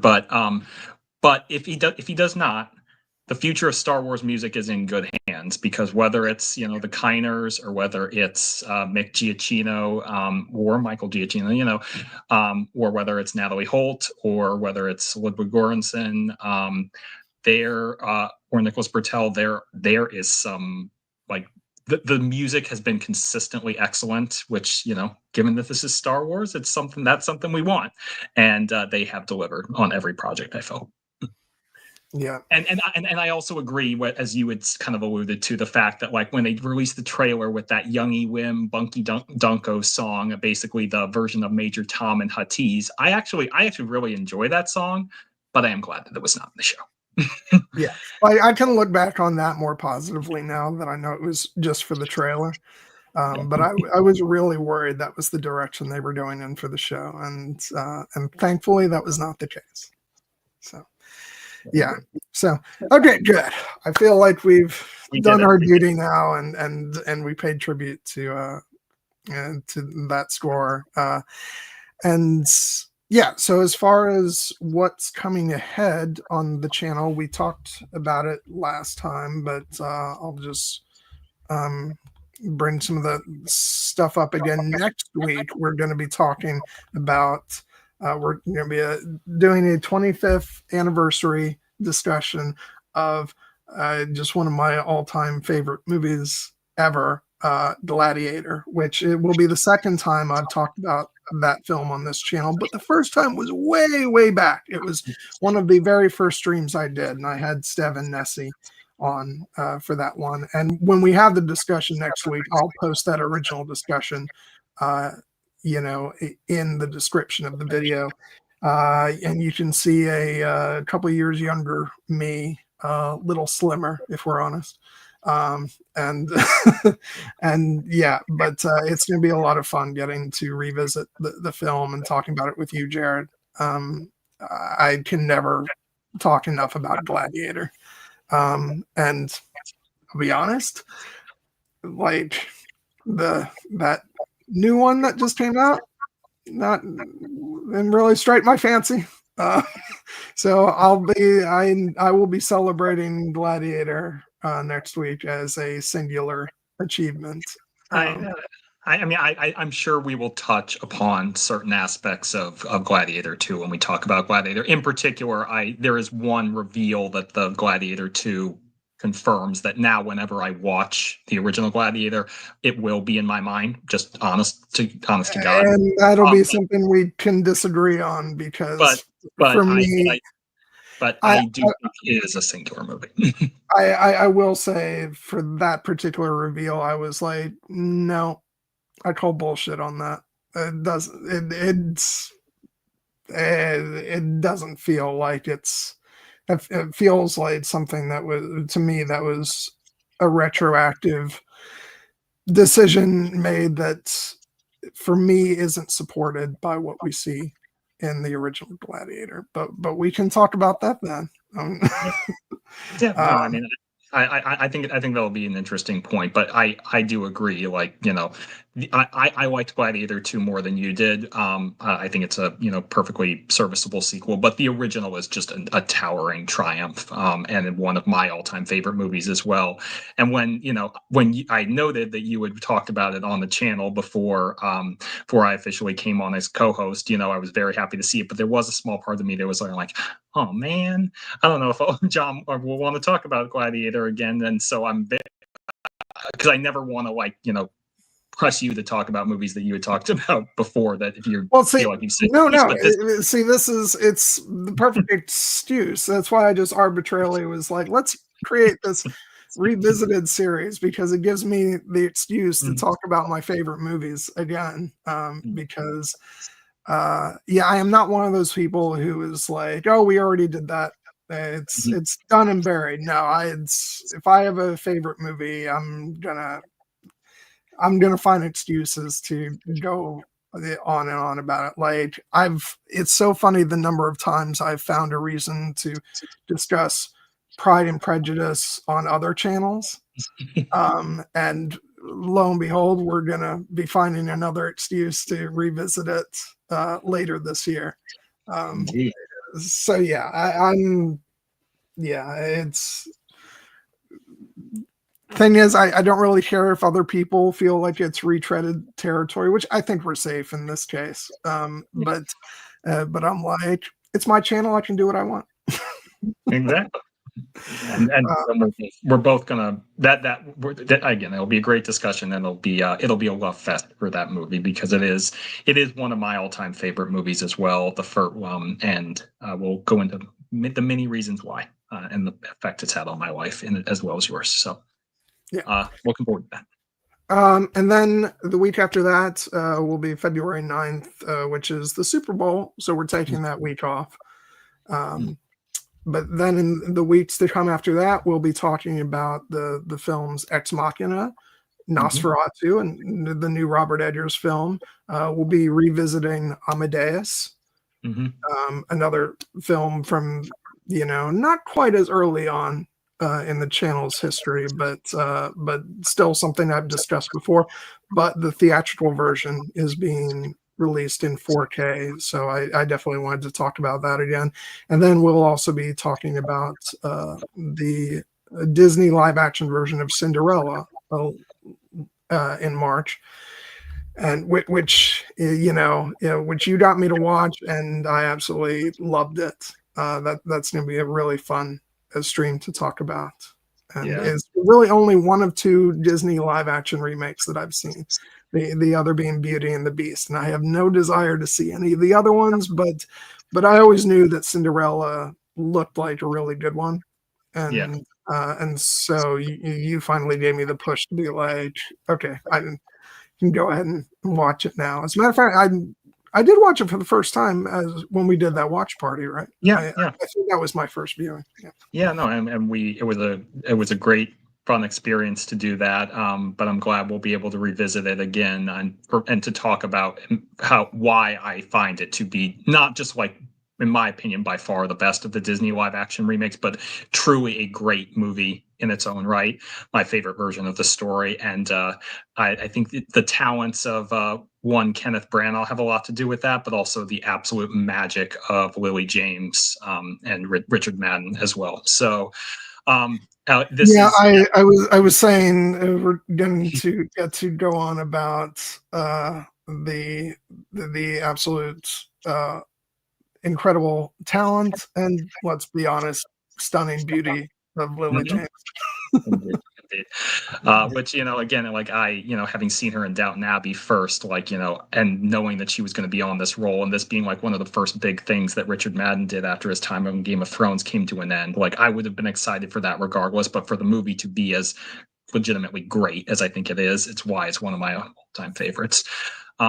And you may have noticed, if for any people who tuned into the mid-roll last week, we actually did a little bit of a reshuffling. We were originally going to talk about Cinderella a couple weeks earlier, but that was before we knew that the Blu-ray of Nosferatu would be released on February 18th. So we decided, let's move that stream up to a little bit more to coincide with that. And it works out because that actually moves Cinderella closer to its actual official 10th anniversary, which is on March 13th. And let's be honest, because when Nosferatu comes out on home video, that's all I'm going to be thinking about that week anyway. So it's unfair to have a stream about anything else. Yeah, and I will note, like, I have my Blu-ray pre-ordered. It's gonna be coming that day, but I couldn't resist. I went ahead and bought the movie on digital. And the extended cut, I should say, is on the digital version, although I have not seen it yet because it wouldn't play on my TV. But I did rewatch the theatrical cut again, and movie, it goes up in my estimation every single time I watch it. When I knew when the digital version was going to be out, but they hadn't announced the 4K Blu-ray release yet, I was contemplating caving and getting the digital release, but then when I found out it was only going to be a difference of a month, as opposed to, like, if it had been like a month and a half, 2 months, I would have been like, no, I can't wait. But I can wait like a month. I can do that. And that's fair. I could not, although even though I now own the movie on digital, I am going to actually try and go back out and see it in theaters one more time before it leaves, because it deserves that. I have a lot of Christmas AMC money, so I'll probably use that to go see it in theaters one more time. So and before we dive back in, I guess we should probably just say real quick, the Oscar nominations came out. I have no time for I can't spend any mental energy on those this year. I'm really indifferent. I really am. I will say I am happy that Wicked did pretty well, except it was snubbed for Best Director, which to my mind is ridiculous and stupid, and it kind of makes it a little bit hard to be as overjoyed as I should be for the film's general success. But I also know it's not going to win the big awards come Oscar night, just because of the way things are going. And so instead, it allows me to wallow in my disappointment over that best director snub. And then let's not even get into the massive shortchanging of Dune Part 2. Yeah, that was the most galling thing about the day. Even though I was anticipating I was anticipating that Denis would not get nominated. I was expecting the nomination count to drop, but there's a difference between expecting that and actually seeing it confirmed. And as you have rightly coronated it, one of the best science fiction films ever. I'm like, this is really not a good look, especially in a year where, like, again, not to undermine a lot of the other movies that are nominated, but like some of them are just really like not to my taste. I've been open about the fact that like I have no interest to see Emilia Perez. I'm not really feeling The Brutalist. There are some that I will check out.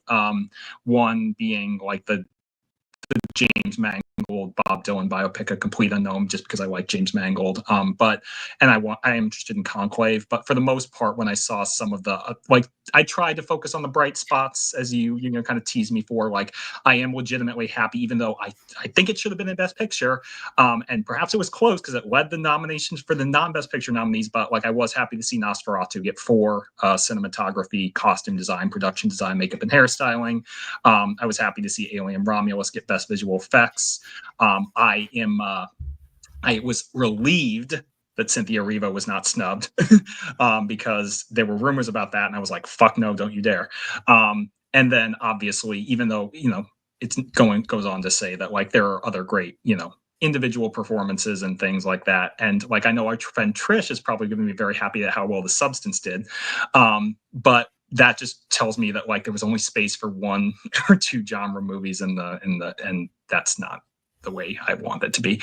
And Natalie Weiser is actually asking in the chat if I saw The Brutalist, and to be fair, I have not seen it yet. The subject matter made me feel like this isn't the movie I'm really feeling right now, but that is a movie I will give a chance to.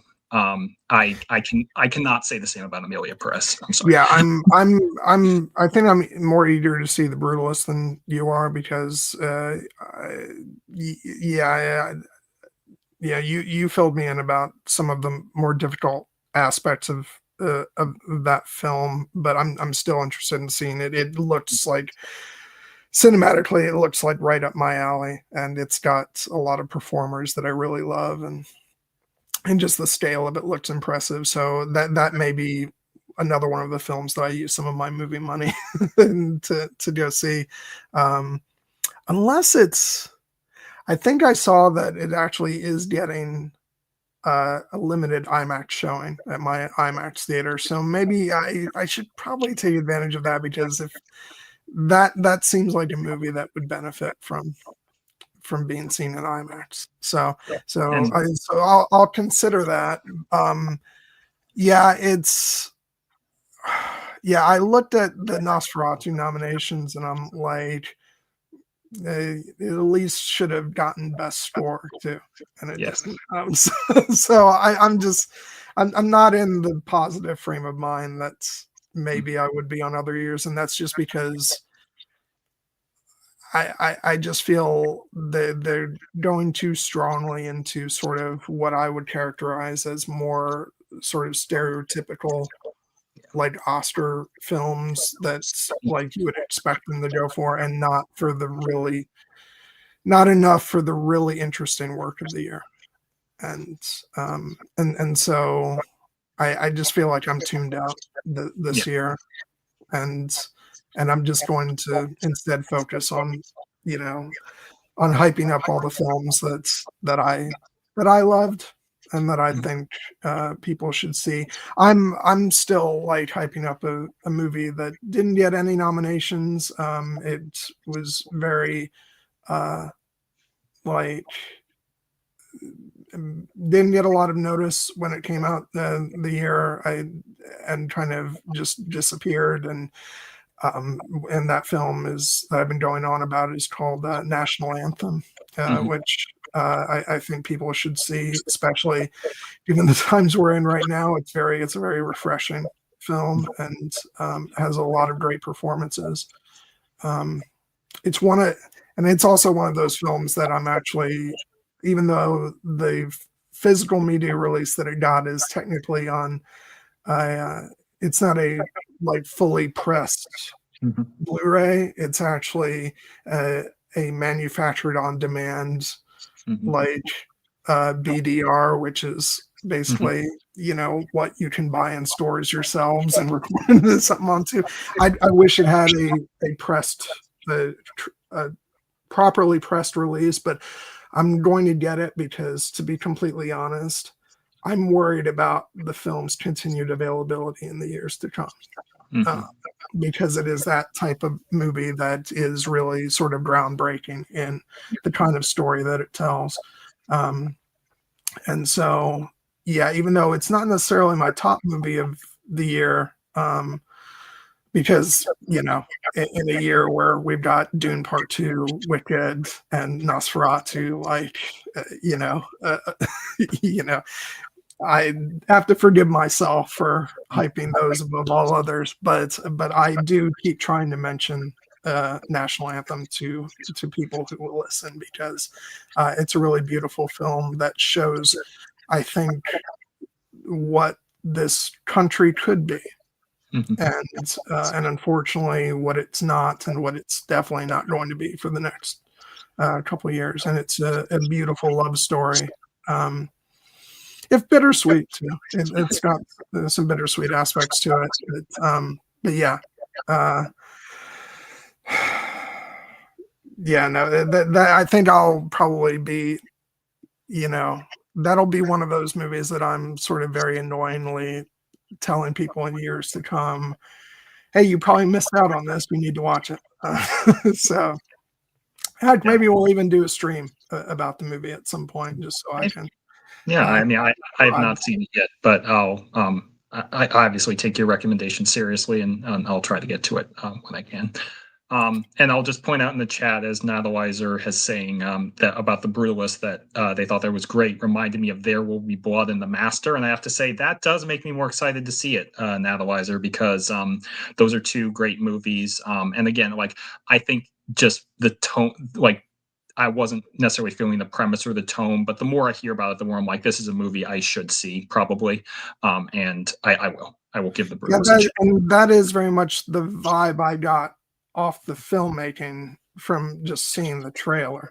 That it feels like one of those larger than life Mhm. sort of epic movies about sort of, you know, Americana, and the sort of history of the country. And yeah, it's so, yeah, I think I'm in this space right now where I want to see it now. I had like a slew of other things that I was really gung ho about either seeing or championing, and but now I feel like I've sort of come down a bit from all of that, and I'm ready to check out some other stuff. And the master is not the master. I had that on the brain because doesn't Analyzer mention that, but the brutalist is what I mean. Is definitely one of those. Um, And it seems like The Brutalist is one of the movies that might actually win Best Picture, which, again, not having seen it yet, I obviously have other movies I might prefer to see, but if it comes down between that and Amelia Perez, there's no contest, not for me.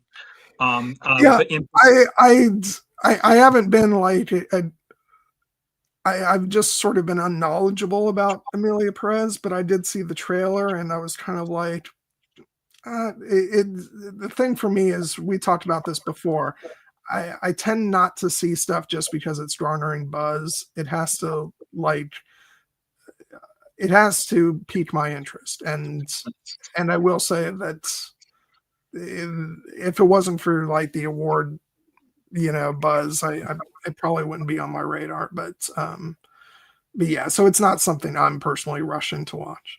Yeah, I mean, I watched the trailer and I was like, again, I mean this respectfully, but I was just like, that is not a movie for me. It's just not. Mm. The only thing I will note is that it does seem like it may get Zoe Saldana an Oscar, and loving Zoe Saldana, I would be happy for that. But that, I don't know if I'll see that. We'll see. But I will note, just to kind of get draw this to the end and get conclude our Oscar discussion for now. Natalizer also puts in the chat that Villeneuve and Luca Guadagnino were snubbed. Already agree on Denis Villeneuve. And for Guadagnino, he had 2 movies actually in the running, both Challengers, which is a really fun movie, and Queer, which for a long time it seemed like might get Daniel Craig an Oscar nomination, and I was kind of hoping for that, but ultimately it didn't materialize. But yes, I agree. Natalizer. And you've actually just highlighted one of the things that always frustrates me the most about like the whole Oscar season, is that a lot of times you will see a performance throughout the year that gets a lot of buzz, and it's sort of rightfully highly regarded, and I know that Daniel Craig got a lot of applause for his performance, and then somehow when the Oscar nominations come out and an actor doesn't receive a nomination, then like it seems like, oh well, then it was all for nothing. When it's like, no, it was still like an amazing performance that got a lot of acclaim, and that should still be celebrated. The like awards nominations should be an afterthought. The important thing should be the work itself. And yeah, so yeah.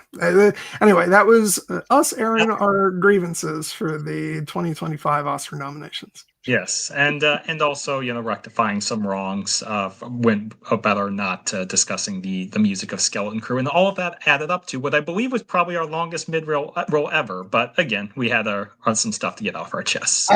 I do really apologize for those of you who are watching this and may be frustrated with us. We're going to get back to talking about the Lighthouse now, but it's we do tend to ramble at certain times on this channel, and the mid-roll is usually the place for that, and on this occasion we just had a lot of things to ramble about. So but let's go ahead and dive back into the Lighthouse. Where on God's earth did we leave off? Oh, I mean, we had essentially been talking about the scene where tensions are high between Tommy and Thomas, and Willem Dafoe had just given his Titanic towering speech about basically cursing Tommy for not liking his cooking, not liking his lobster, but then and then kind of paying off with the joke of Tommy being like, all right, fine, have it your way, I like your cooking.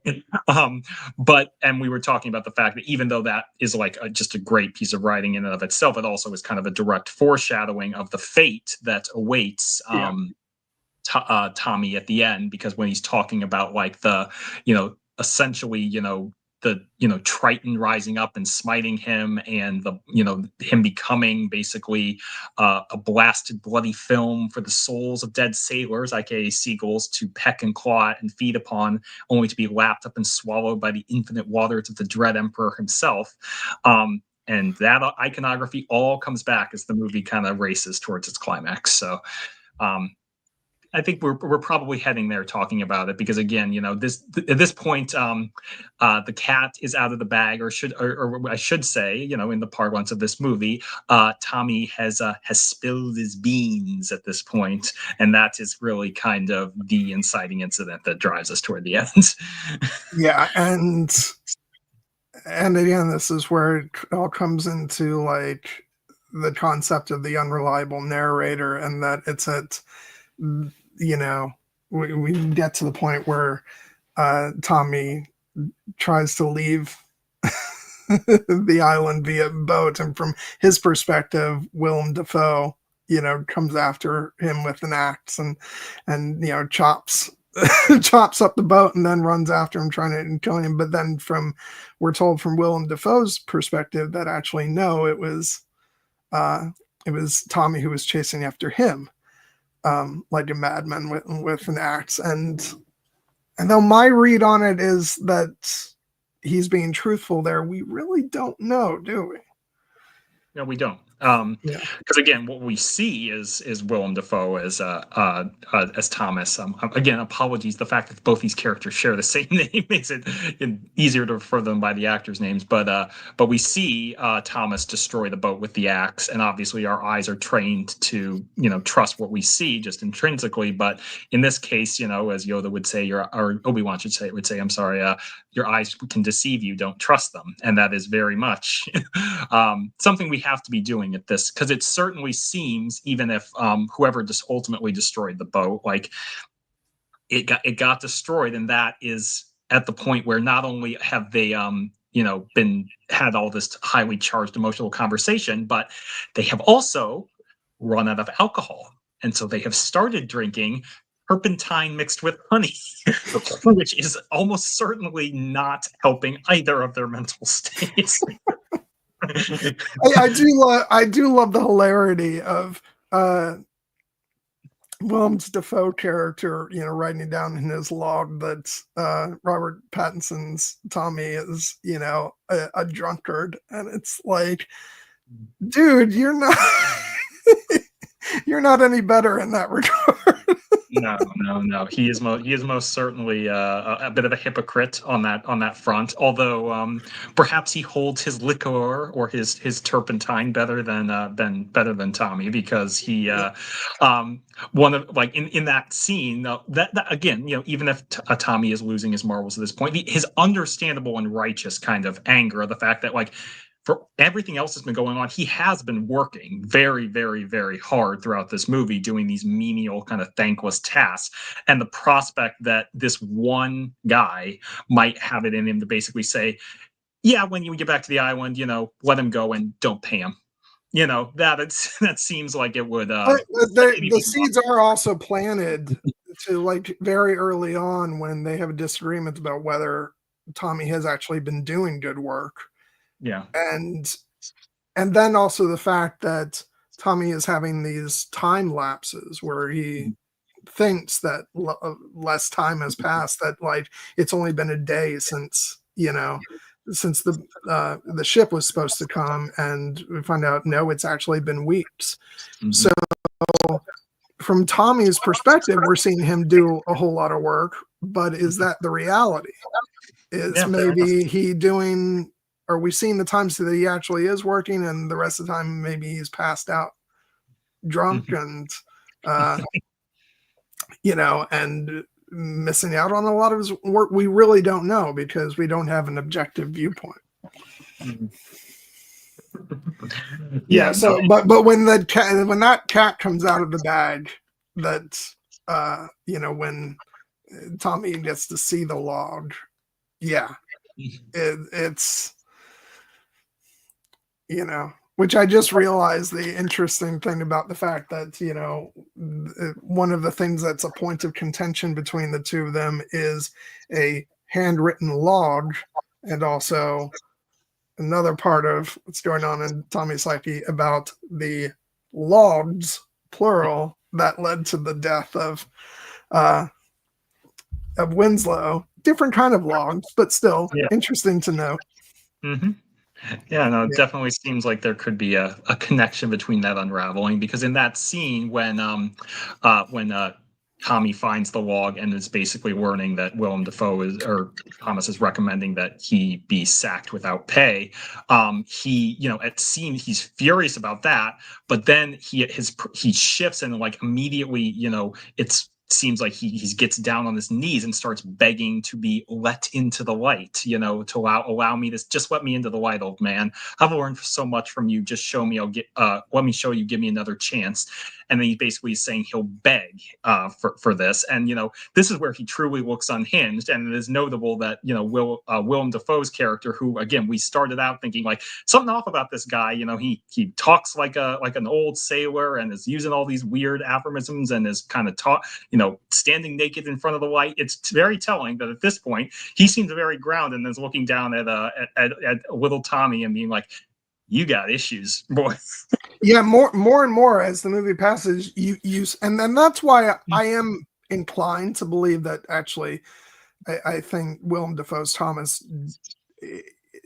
is very often telling the truth, at least as he sees it, because he seems to take on more and more of like the way he looks at Tommy is like he realizes that this man is becoming unraveled in front of him, and so it looks a lot like pity, coming from him, and so that's why I'm more often than not inclined to believe him as opposed to saying that he's a liar or anything. So I do think Robert Pattinson is like that. A lot of it is coming from his delusions.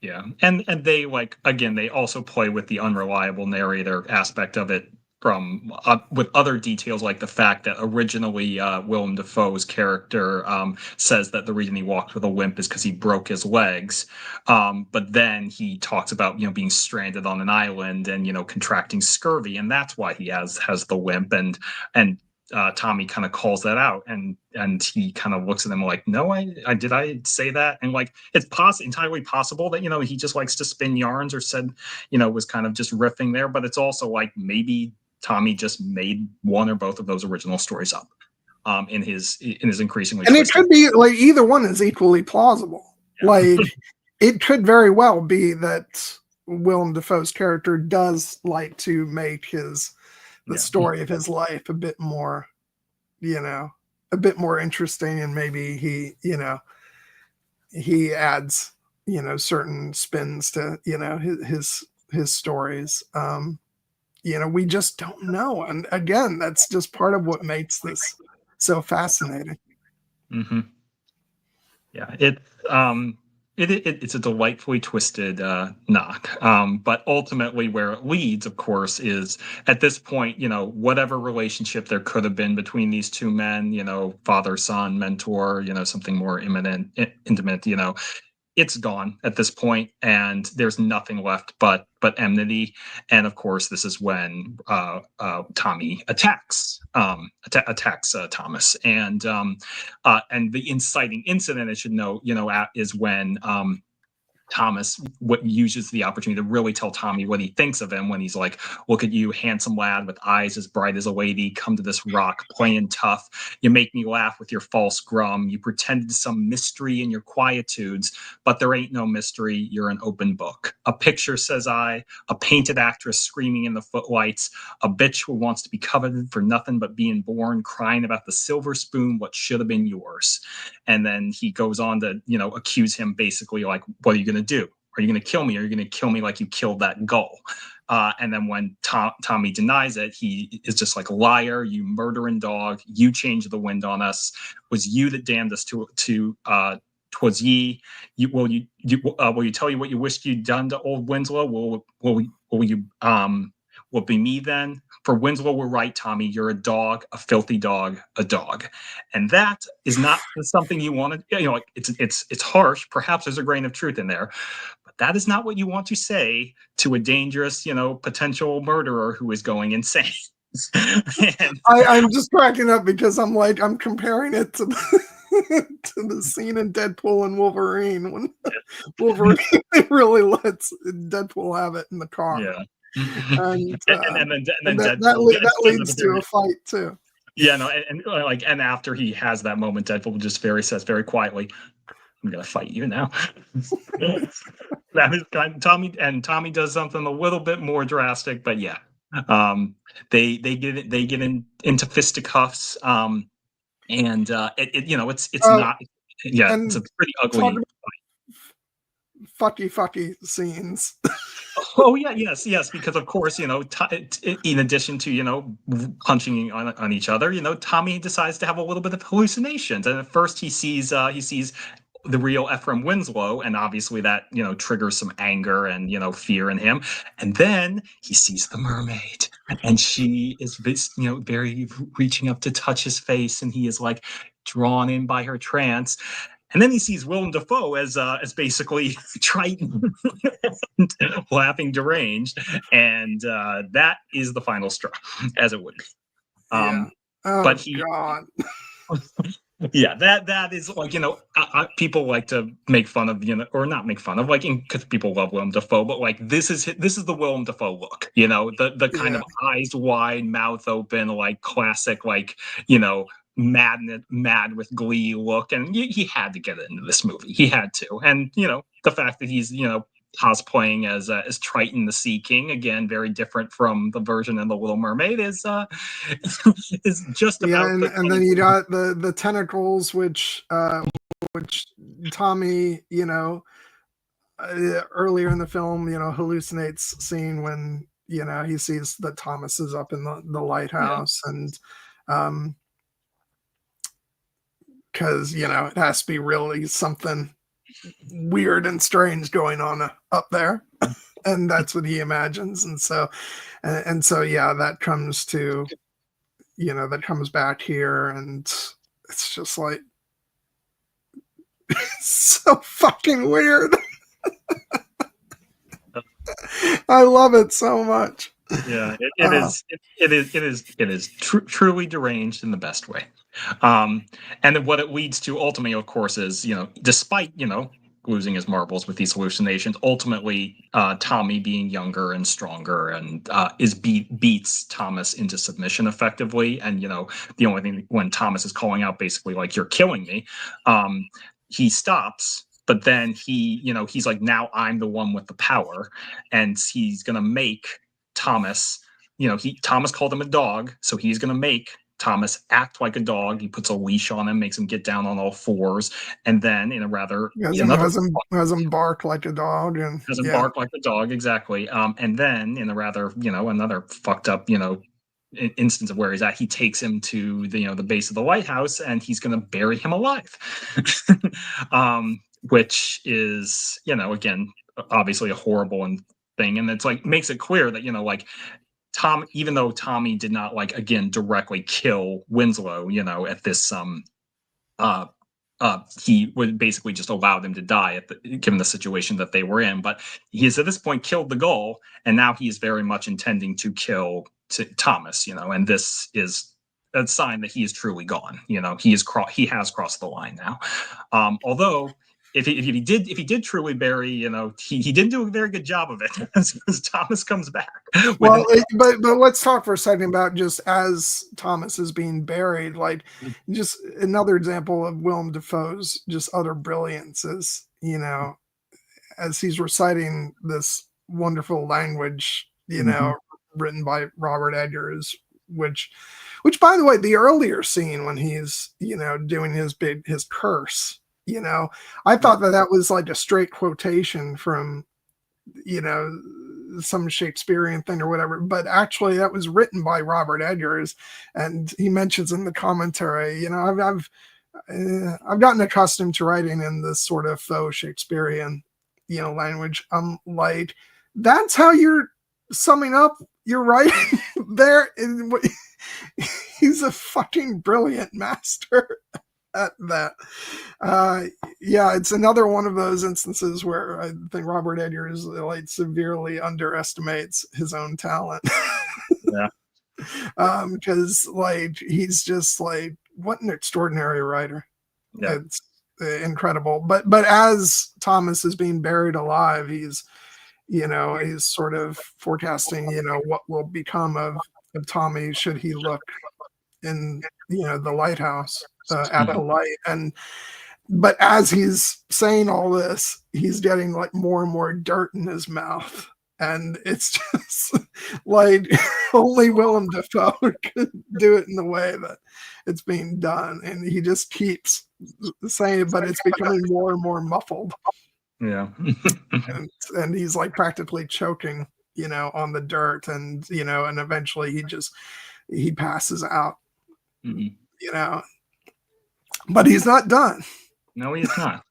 because Tommy stops burying him because he remembers he needs the keys to the lighthouse, so he goes down, grabs the keys, and then just leaves him there, thinking that he's passed out. He's maybe he's dead. he's fine, and he regrets that decision because Willem Dafoe comes back at him with the axe, inside, and like practically severs the top of his arm from his shoulder, and but unfortunately that is when he dies because Robert Pattinson takes the axe from him and just brutally delivers the killing blow seemingly to his head, I think. I think, which we don't see because again this movie is rated R ultimately, but it's not like the most graphic movie in the world, and they spare us that sight. But yeah, it's telling that the murder weapon is also an axe because again in his prior career Tommy was a timberman, and Thomas had been talking about the fact that like when he was kind of noting how unhinged he become, he had mentioned that who are you again, Tommy? I'm probably how long have we been on this rock? 5 weeks, 2 days. Help me recollect. I'm probably a figment of your imagination. This rock is a figment of your imagination too. You're probably wandering through a grove of tag alders up north in Canada like a frostbitten maniac talking to yourself knee deep in snow. And then maybe that calls into question, the whole thing. Like, is anything that we're watching real? I think it is, but it's very clear that. Well, I think just based on that, I can see how people would draw the conclusion that actually the entire thing is happening in his head, and the end of the movie where he's being picked apart, by birds could be he could be anywhere, perhaps.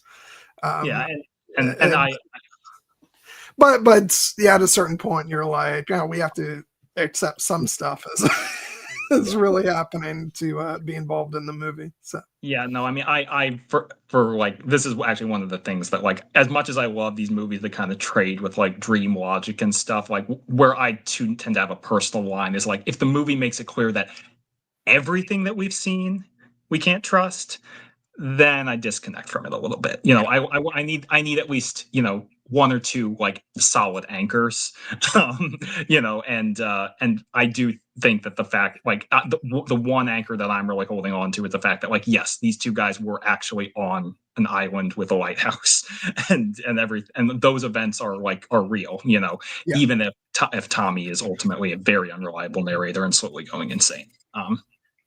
And all the fantastical elements, may or may not be real, but like the situation, I think, is real. And that was just more Thomas kind of screwing with with Tommy's psychology there. So then as the final, the final beats of the movie are, Tommy ascending up into the lighthouse.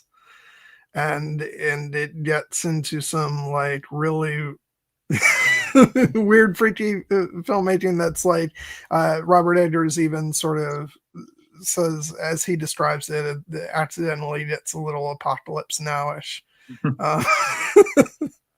And what's really weird is how he ascends up into the lighthouse and the door of the lamp just opens up very mystically,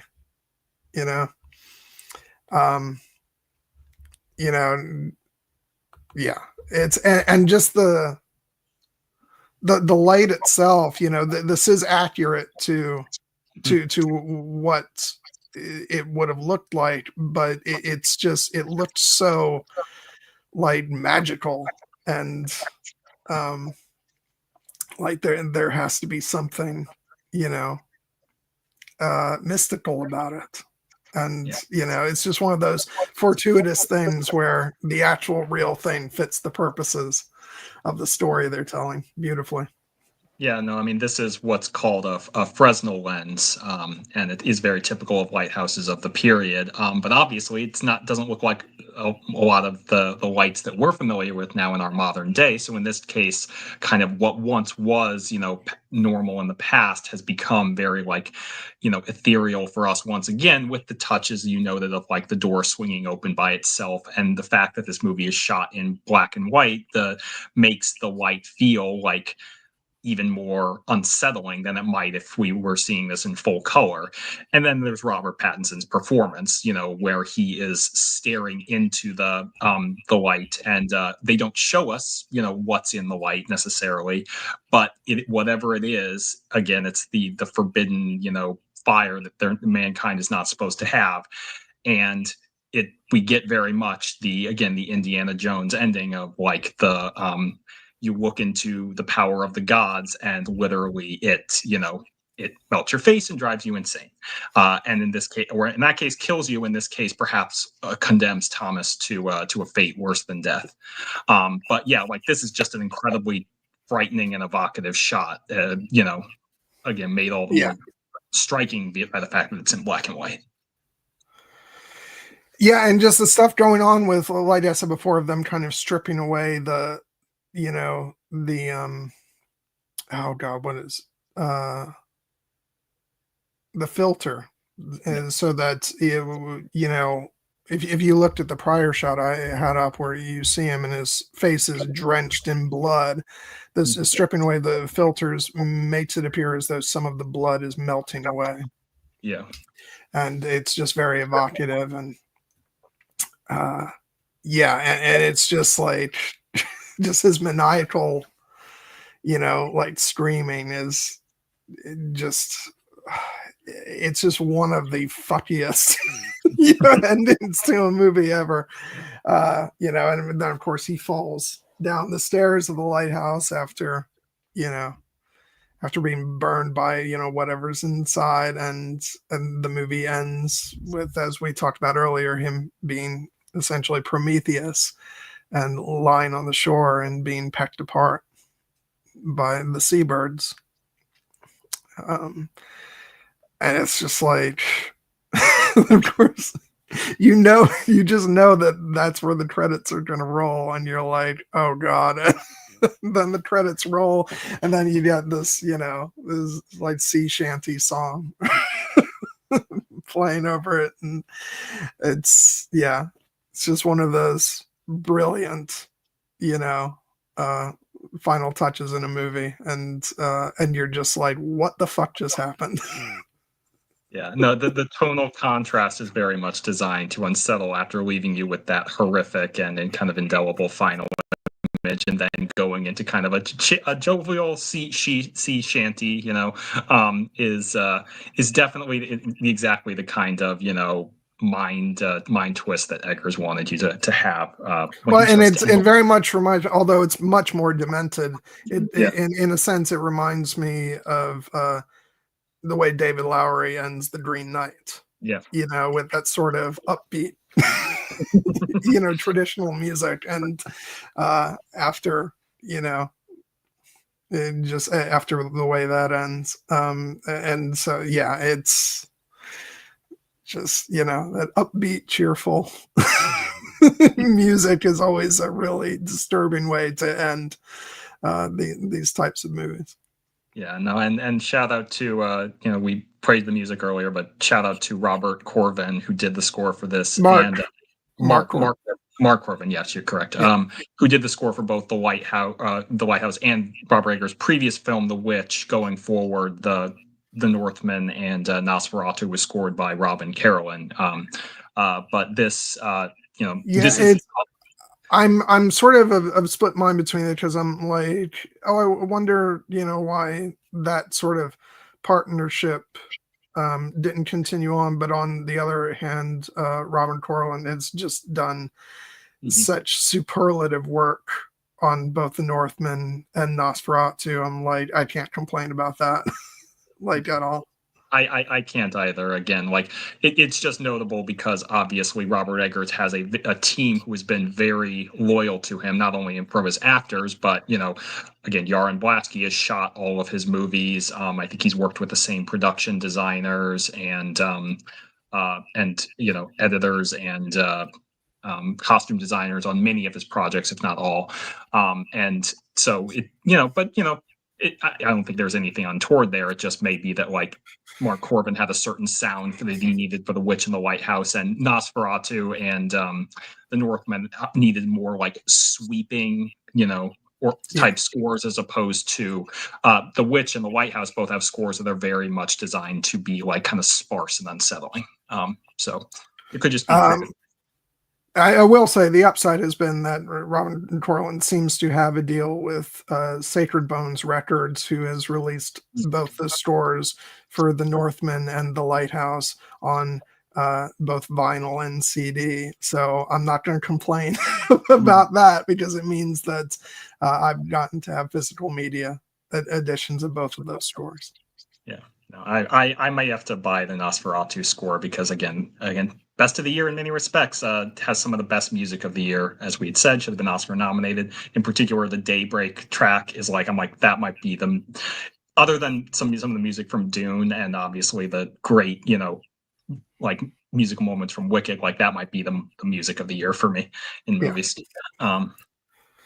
But this is great too. It's just a different tone. Yeah, don't get me started again. The fact that neither Dune Part 2, because of the Academy's stupid, qualification, rules, which seem to fluctuate from year to year, or even in the case within the same year, and Nosferatu, which was just omitted just because they didn't nominate it. Like the fact that those two scores, didn't get nominations is just another reason for me to be absolutely done with the Oscars. But yeah, tell me again how Dune Part 2 can be disqualified for relying on pre-existing material, and the score for Wicked, which clearly has a lot of pre-existing material, was allowed to get in. I haven't figured out the answer to that. I don't know. But that was madness for us, my friend. Perhaps we should not go. Yeah. But yeah, so in closing for this movie, like one of the best things that can ever come from our discussions is just that I can come away with a richer understanding of a film I've just watched, and that feels very much like the case right now. I'm so glad that we got to talk about this, because now I feel like I want to watch the movie again, not just to catch stuff that I would normally catch on a repeat viewing, but just keeping in mind all the stuff that we've discussed now. I'm interested to bring that to a future viewing and to think about all that. I feel like this, I said this earlier, but I do feel like this is the one where the more times I see it, the more the layers are going to get pulled back, and the deeper of an understanding I'm going to have, for it, even more so than Robert Eggers' other films. And like, I'm just left with, now that I've seen all four of his films, there's no other way to put it. Like, he is just one of my absolute favorite directors working today. And, and for me to say that about someone who predominantly trades in like horror, although I think, you can, I think his films, you can add so many more descriptors to them than just horror, but it's a definite aspect of his movies. And I am not a horror fan in general. But there are certain films and filmmakers that sort of break through that. And I'm like, yeah, but it's just great cinema. And I love great cinema. And so each one of his movies has been an absolute triumph for me.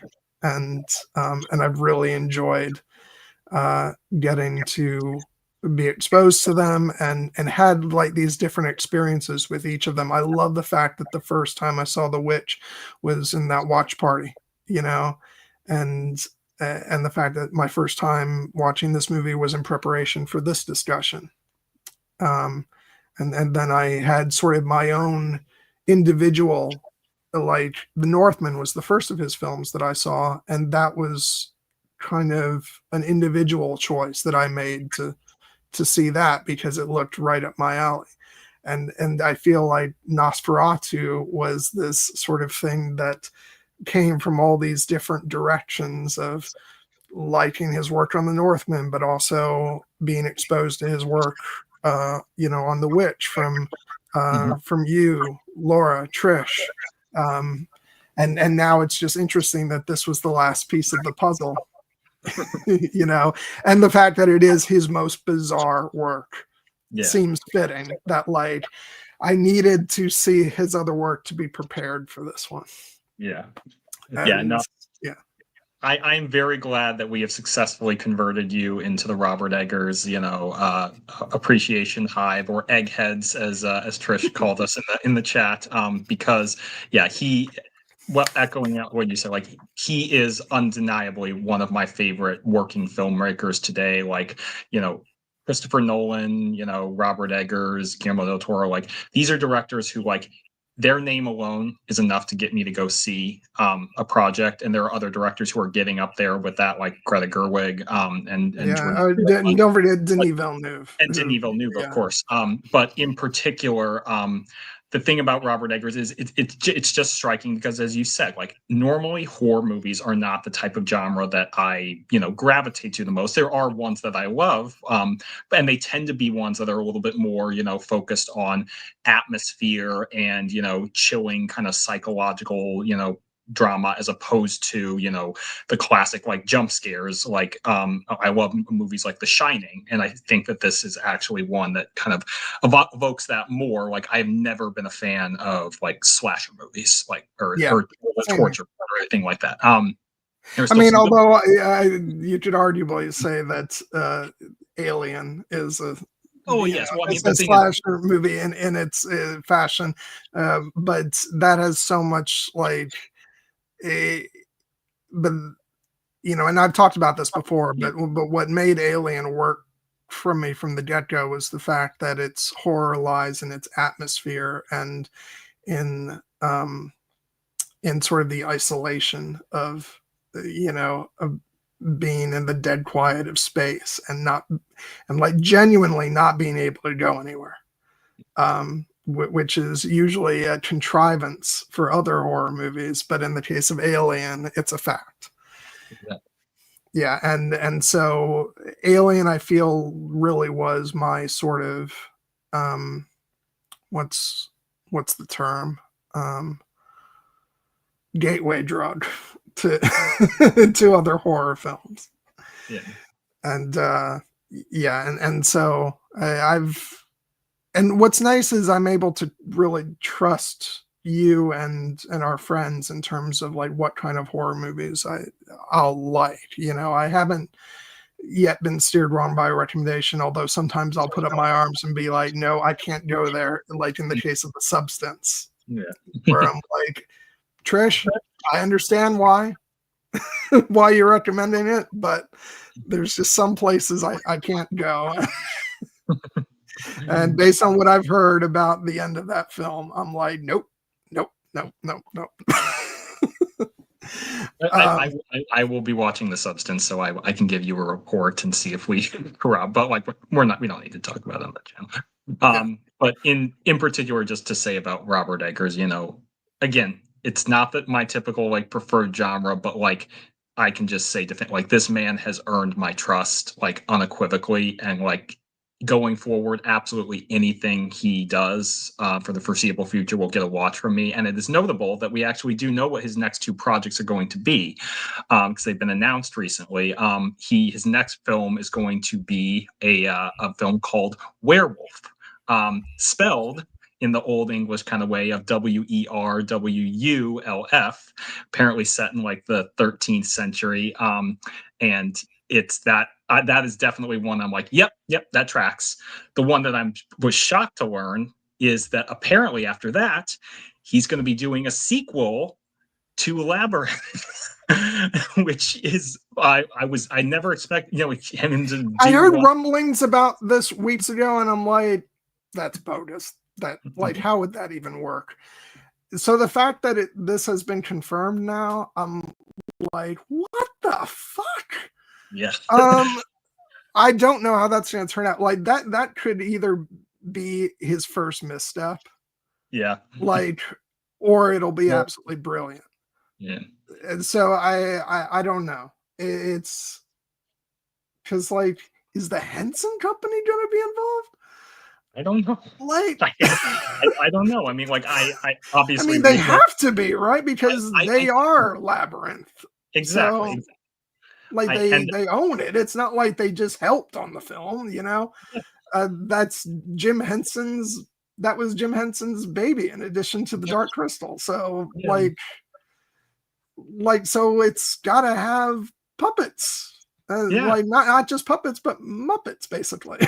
And so, like, or are they just going to let him do his own thing? There's so many questions that like could not possibly be answered until we get more information. Like, exactly. This is where like irresponsible speculation is like is a danger, because this would be so much clearer. Like a sequel to Labyrinth would be so much clearer than if it wasn't Robert Eggers. Like if it was anybody else, you'd be like, I know what that's going to be. I don't know what this is going to be. I don't either. And like, again, like a part of it is just the fact that like one, he'd just done interviews recently saying effectively that he was like, I never want to make a movie set in modern times, and I'm not right for like franchise projects. And I'm like, okay, so he's just going to make period horror films for the rest of his career, and they're will be fucking awesome. But Labyrinth, and then he's signed on for Labyrinth, and I definitely think the Henson Company obviously had to be involved and get a stamp of approval, but Labyrinth, even though it's got some dark and scary stuff, and is ostensibly a children's movie. Yeah, that is something Robert Eggers definitely has not done before. It's like, what are we going to see? It would have actually made more like, the director that I just mentioned. It would have made more sense to me if it was someone like David Lowery. Yeah. Because he trades both in the very bizarre and weird, but also he's done stuff that's more geared towards kids and more sort of family friendly, and so like that would have made sense. Robert Eggers, I'm like, that's just going to be weird. I'm very interested to see what that project turns into. Yeah, I am too. Obviously, it's notable that, like, unfortunately, David Bowie won't be able to be in it. But, that movie might have just been too awesome to exist, a Robert Eggers David Bowie collaboration. We got David Bowie working with Christopher Nolan. Alas, we will not get to see him with Robert Eggers, but I am looking forward to that. And I just will point out, Guido Gomes in the chat is asking what we thought of Nosferatu. And I will just note, Guido, we loved it. I know you had your subsequent comment says that maybe he made a misstep with I'm just referring to Orlok's mustache. And I talked about the fact I'm not a big fan of the mustache originally, but now it's growing on me. I am. I'm unabashedly a fan of the mustache. Yeah, so it makes sense to me. And I will just note we are going to be talking about Nosferatu on February 23rd, and that will be a love fest because we both adore the movie. And I was going to say, please join us for that. But if you have more complicated feelings about the movie, I understand. Why not? Yeah. No, we will not be. There will not be any mistaking our adoration for the movie. And no. And as far as Orlok's appearance go, like Robert Eggers is all about historical accuracy, and he went for what Orlok would actually look like rather than just being a sort of slavishly devotional to the original.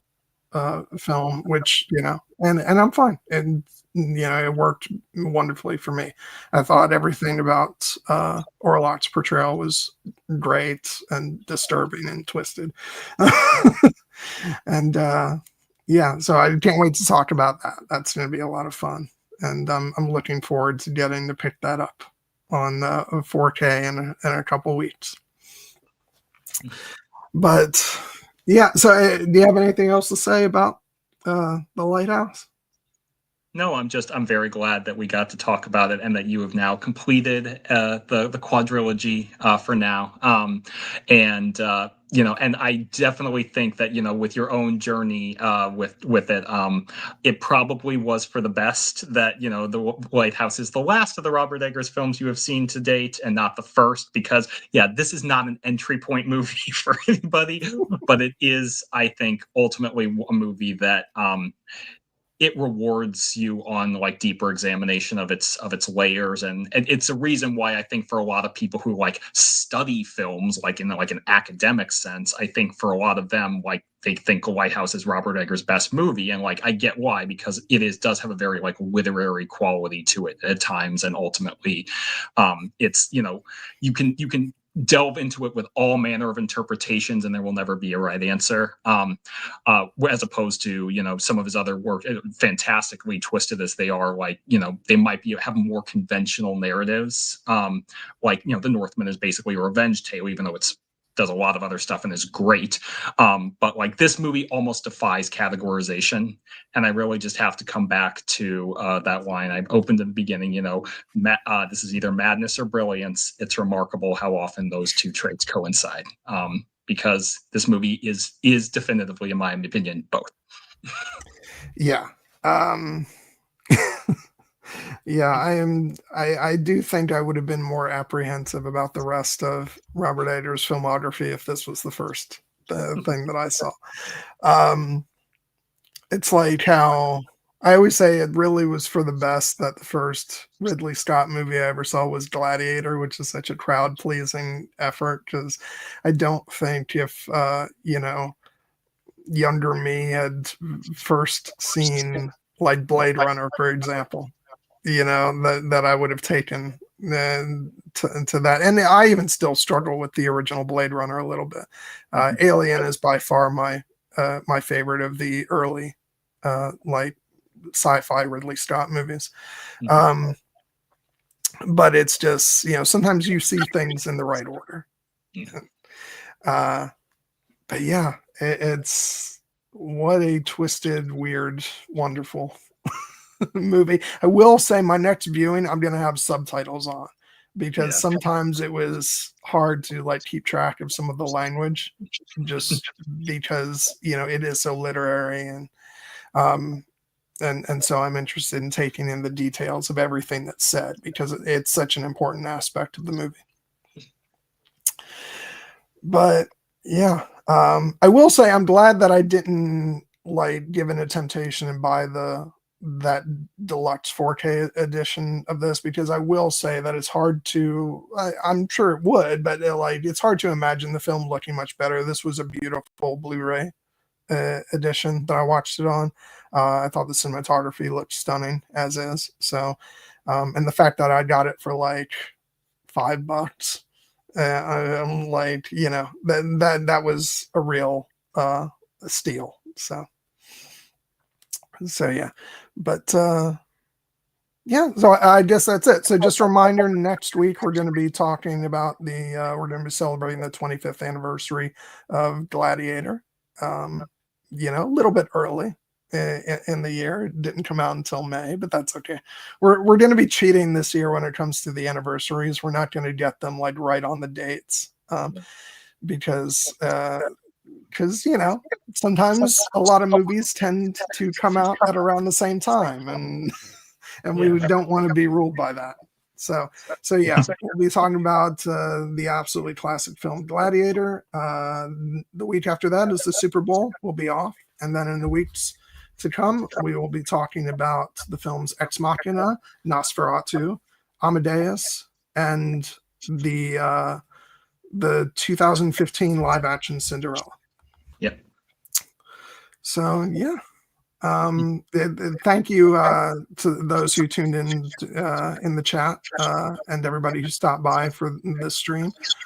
It was really interesting. We did a much better job at carrying on a conversation than I thought. I thought like we'd be lucky if we could stretch it out to 90 minutes, and we ended up doing almost 3 hours.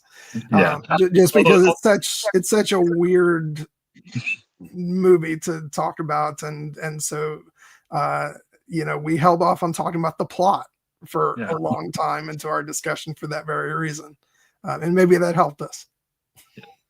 We also spent 35 minutes talking about the Skeleton Crew music and the. That's true. That is very true. So ultimately, like a little over 2 hours of Lighthouse discussion, which I think is a good amount. I think we covered pretty much everything substantial. I we could go back, and there are like certain lines that I would want to celebrate if I could pick it out. In particular, there was in a movie that has great lyrical speeches, it also has Robert Pattinson's Tommy saying that if he had a steak, he'd fuck it, which is like the highs and the lows of the literature. But yeah, ultimately, like a beautifully written movie, a beautifully directed movie, a beautifully acted movie, and just twisted to its core. And yeah, I have my final words lined up whenever we're ready for those. But for now, I'm just going to say that I'm glad we got to talk about this, because again, it was a ton of fun to dive into the madness. I did want to look up really quick to see. Okay, yeah, here it is. All right. Well, you think you're so damn high and mighty because you're a goddamn lighthouse keeper? Well, you ain't a captain of no ship, and you never was. You ain't no general, no copper. You ain't the president, and you ain't my father. And I'm sick of you acting like you is. I'm sick of your laugh, your snoring, and your goddamn farts. your damn goddamn farts. Goddamn your farts.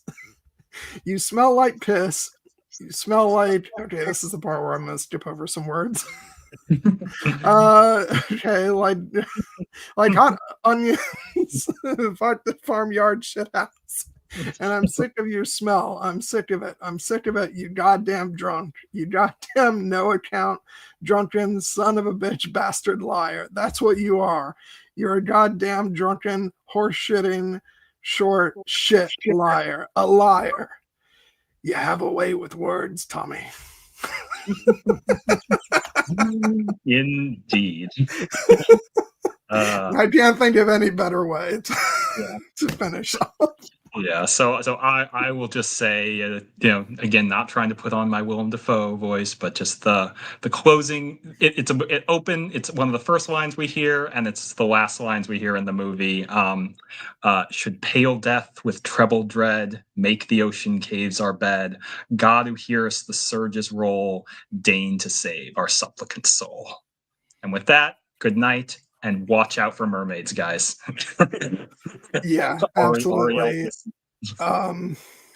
Even if they're incredibly beautiful, as in the case here, especially so. Yeah, no, if we ever see a mermaid played by Anya Taylor-Joy, I might, follow them off into the madness path. So probably for the best to stay. Yeah. Yeah. Oh God. So yeah. And just once more, I'll say thoughts are with you all. Take it easy. Lean into community right now. It's difficult out there right now, and I'll finish off with the great often quoted line said in difficult times of our history, good night and good luck.